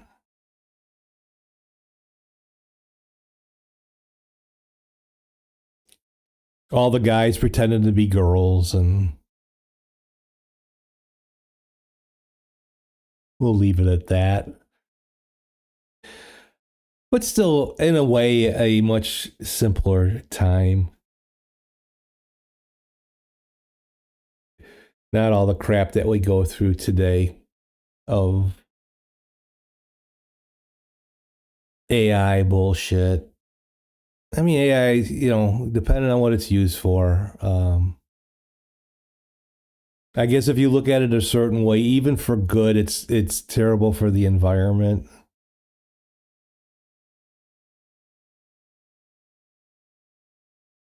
And I'll probably I don't often put a thumbnail on my YouTube stuff, but I put a thumbnail up that I created with ChatGPT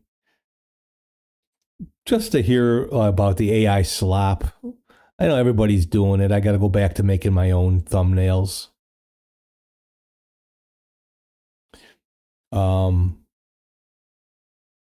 But yeah, Suno got hacked, and so if you've made music or stuff on Suno, because I think Suno is some of those AI platforms are into have a lawsuit because a lot of the music that they grab is from other artists and that. So, and like the intro when I am doing the starting soon scene actually is two Suno based music tunes.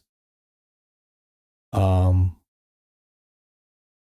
I may go back to start using one of my favorite online music creators is Scott Buckley. All right, St. Raphael, you take care. It was good having you back for a while. I'm glad you're still having fun on Mint.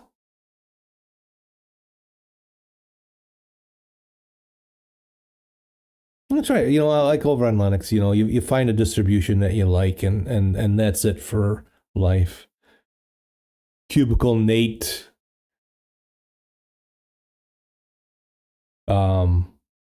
is stuck on OpenSUSE.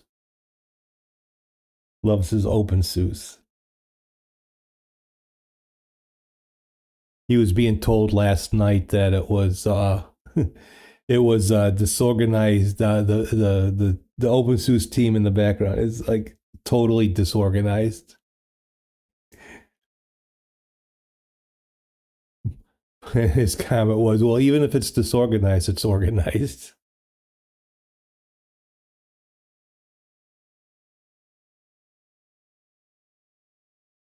All right, Andy. Well, thank you for the subscribe. Thank you again as for following me for as you do.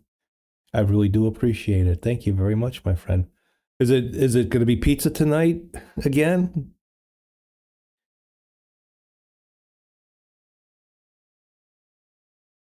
Sunday's pizza night. I know every once in a while you'll change it up.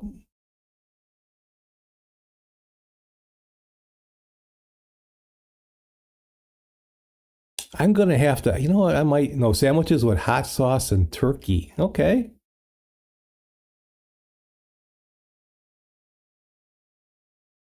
There's nothing that beats a good sandwich sometimes. Nothing that beats a good sandwich. Or a sandwich. Gotta have a sandwich. Well, enjoy. Have a good evening, Andy. Thank you again, my friend. I'm going to have to look at, maybe I can test. I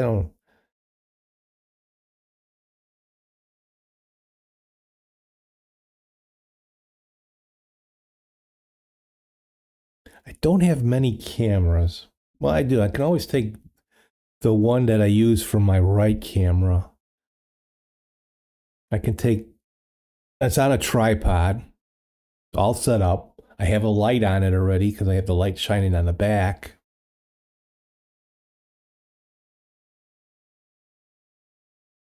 I can use one of the laptops, put OBS on it.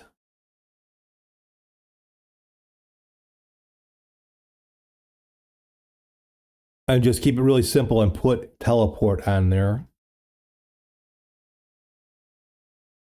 And I could send it to the desktop up here, but I could still use my touch portal to control the scenes maybe and set up a cooking scene. I don't know if I want anybody to see my kitchen. A good meaty sandwich with Tabasco sauce is the bomb for me, and the toilet. I don't normally put Tabasco sauce or hot sauce on my sandwiches. I do like hot giardiniera.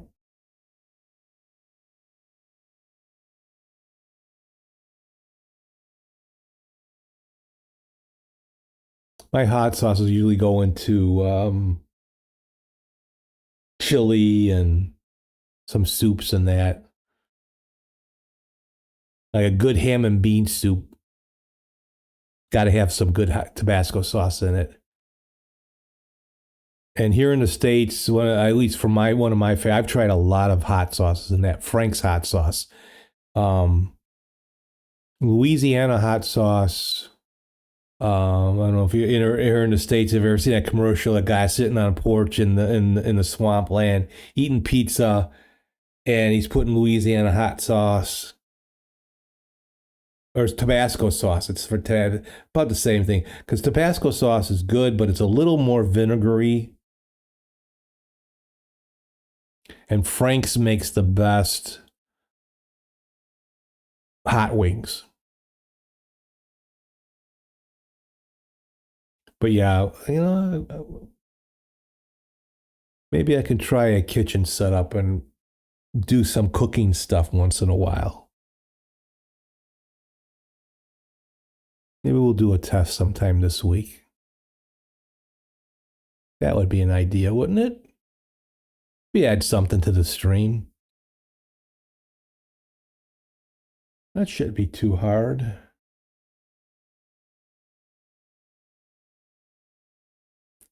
That shouldn't be too hard.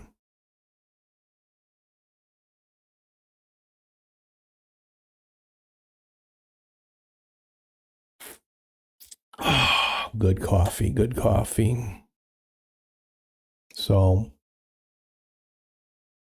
let's see. If you are in the States, I don't often talk political stuff, but we were just in a conundrum here. We have such a muttonhead in charge. It's just unbelievable. You enjoy my streams and also well, thank you, Metal. I really appreciate that. Thank you very much. Gonna make me blush now. I am who I am.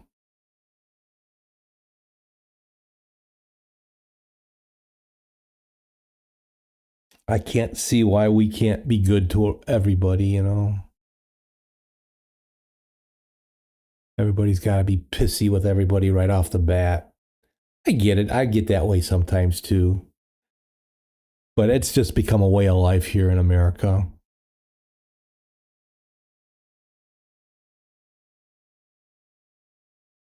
It's just it's fucking sad. It's sad.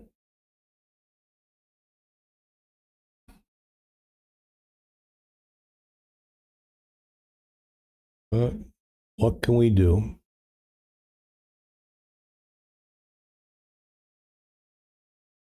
Well, over the years, I've watched many YouTubers, and that's how I came across you and Toss and many other YouTubers I enjoy a lot because it feels like I have quite a few good friends. Yeah. I mean, this is, do we know, do we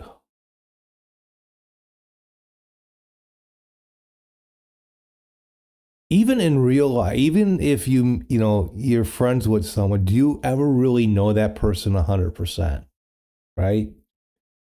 Things always surprise us about people we know and we call friends. And then there's always been this thing, well, they're on the internet, they're not real, which could be the case. But especially with streamers, and streamers you follow, and if you stream, like I stream, and, you get to see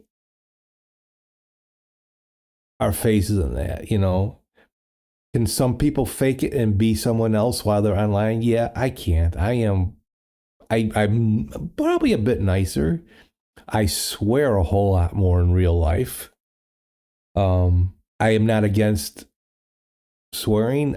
This is not a completely family-friendly channel. R-rated, we'll say at the best, but it's not X. The occasional fuck will come out and shit and, goddamn, and there's no, I try not to do real gatekeeping in that. The way I see it, sometimes that is correct, but some people might not realize that a lot of YouTubers do what they do so they can try and reach out and make some friends. I do this just to chat with people around the world. Here, shit, you're sitting in Australia. Welcome, Kadiaka Lamer, to the stream.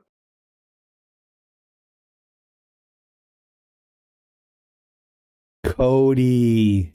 And then there's Cody.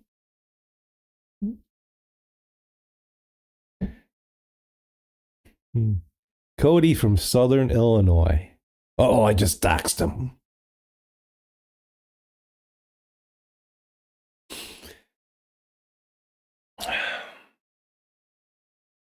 What's up, Cody? How you doing, bud? Ready for another heat wave? I tell you, you're lucky you're in Southern Illinois. You don't get any of this, the smoke from the Canadian wildfires. It gets pretty bad, but don't worry. We're gonna get back at them. We're tariffing them. That'll handle it all.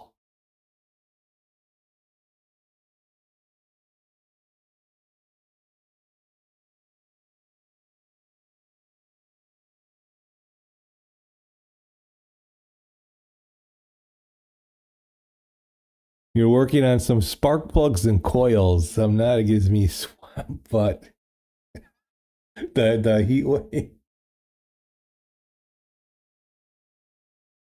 How's the job going? It sounds like things are going really well for you, my friend. I'm happy for you. I really am.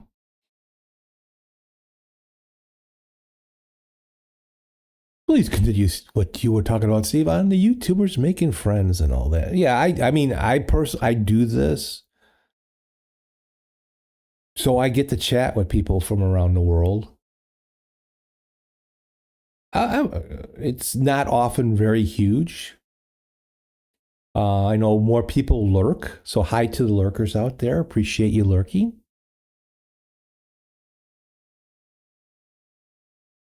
Not everybody wants to join. I understand that. I mean, I am an affiliate on Twitch. Not making even, I don't even know if I've made $20 yet, I think Andy's still supporting me. But no, I appreciate anybody that comes by and wants to talk with me. I'm not always going to be the most interesting, but I think I have some interesting things to say and different takes and all that. And not to turn anybody off if you're lurking in that, I'm going to be 70 years old this year. Of course, I don't look it. Body-wise is another story. How many old guys, how many boomers, how many What a boomer. I know, I know, I know, I know.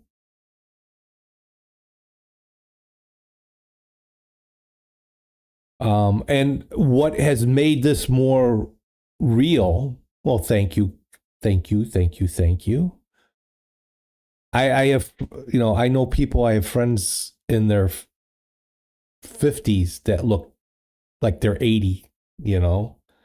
I'm lucky. I got my dad was, um, uh,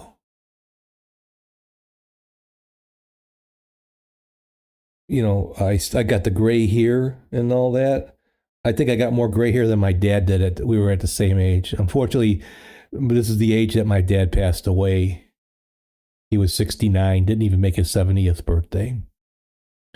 I plan to make my 70th birthday and beyond. But what has made this more real, Metal, is I've met Cubicle Nates over on the Linux side. If you're on the Linux side, you know Jill.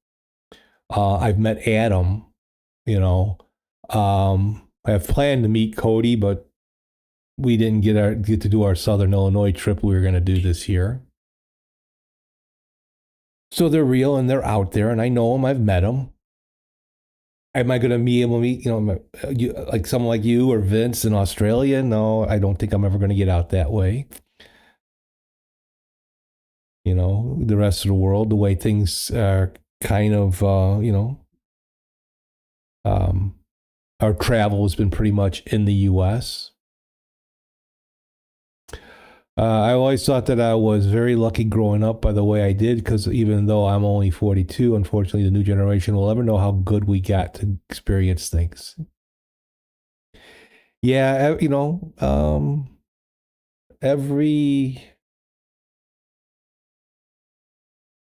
every generation from the beginning has gone through something. The generation after them has always looked at things different, looked at the future.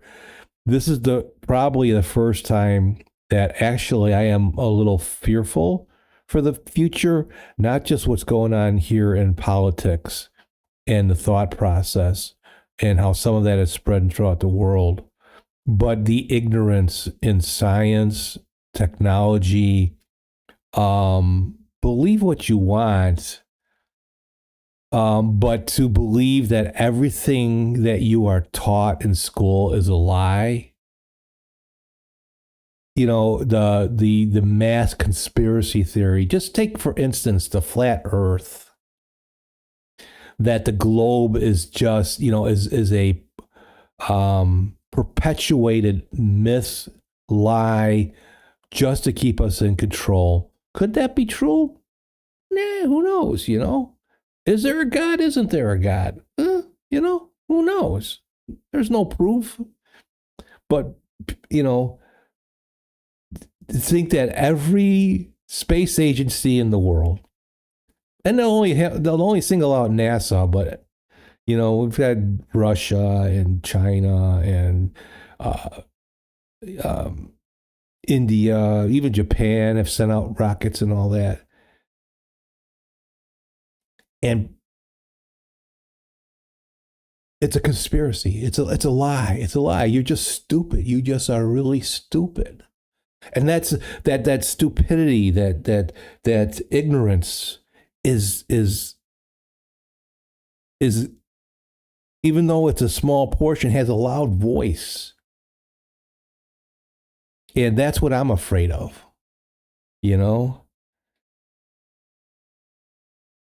Like going back to the dark ages, or like, oh, let's go back to the 50s. It was great in the 50s. Ooh.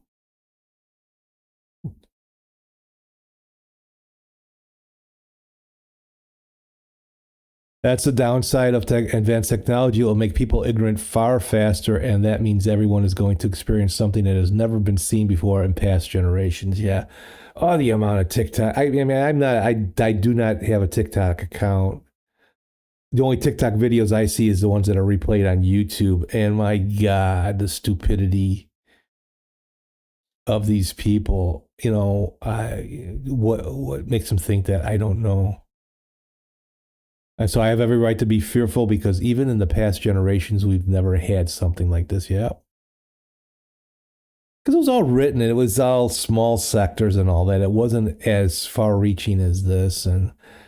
But people that don't know science, don't know, I find science in that fascinating. I find geology fascinating. I find history fascinating. I am not a geologist. I am not a academic, but I do learn things and I try to know things. And I do believe we are on a globe and you can't prove it different.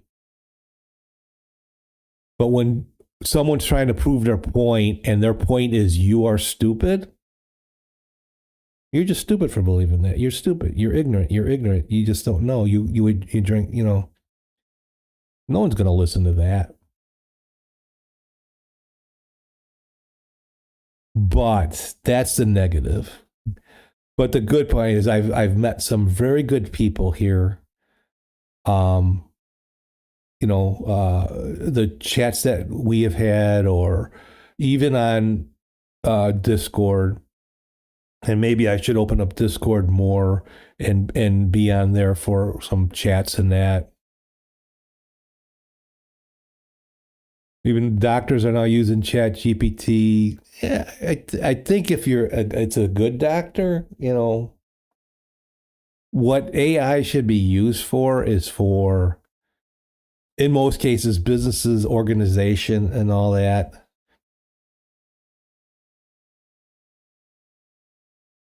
I mean, let's face it too. You got a doctorate in medical, a medical doctorate doesn't make you smarter than the next person. I have met over the years. I've been lucky. I've been pretty healthy, but you've probably seen many more doctors than I have in my life. And you can probably verify this even in Australia, that there are as many relatively bad doctors as there are good doctors. How they got through school and all that, But that's where we, as a patient, say, no, I think you're wrong. And I'm going to, you can't argue with someone that knows more than you. I mean, I see that constantly. People go to the OBS forum, and I'll use technology as an example. They're having a problem with their OBS.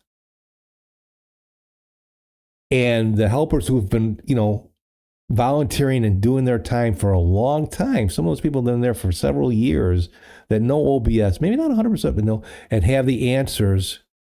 And that person goes, no, I think you're wrong. Well, then why did you come here for help? Well, before I came here, I checked with AI, and AI doesn't agree with you. But you're going to argue with people that have worked with OBS in it. So you can argue with your doctor, but you can also have, if there's not a personal connection. Like I have psoriasis pretty bad at times. And for a while there, I was going to a couple of specialists. And I had one that I walked in for my appointment. I actually got there early for a change. And the room, I got there a half hour before because he was in an office that I have never been to before. So I made sure that I got there early. His office was packed with patients. Literally in 20 minutes, the room was empty. He spent maybe a couple of minutes with each patient. My turn comes. I go in there. And he looks at my skin and, okay, yeah, you're doing fine, thanks. And he's ready to leave. He gives me another prescription. I said, wait a minute. I have a question. And he looks at me, but then he sat down and I asked my questions. And the next visit, before he left, he goes, do you have any questions? But I stopped seeing him because he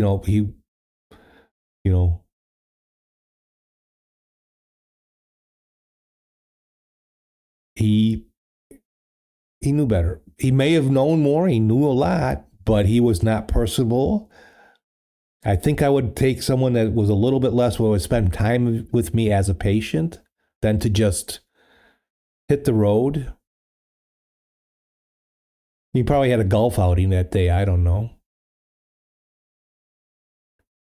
One of the biggest problems these days is that the youngest generations expect everything immediately and everything to be handed to them with very little work. Yep.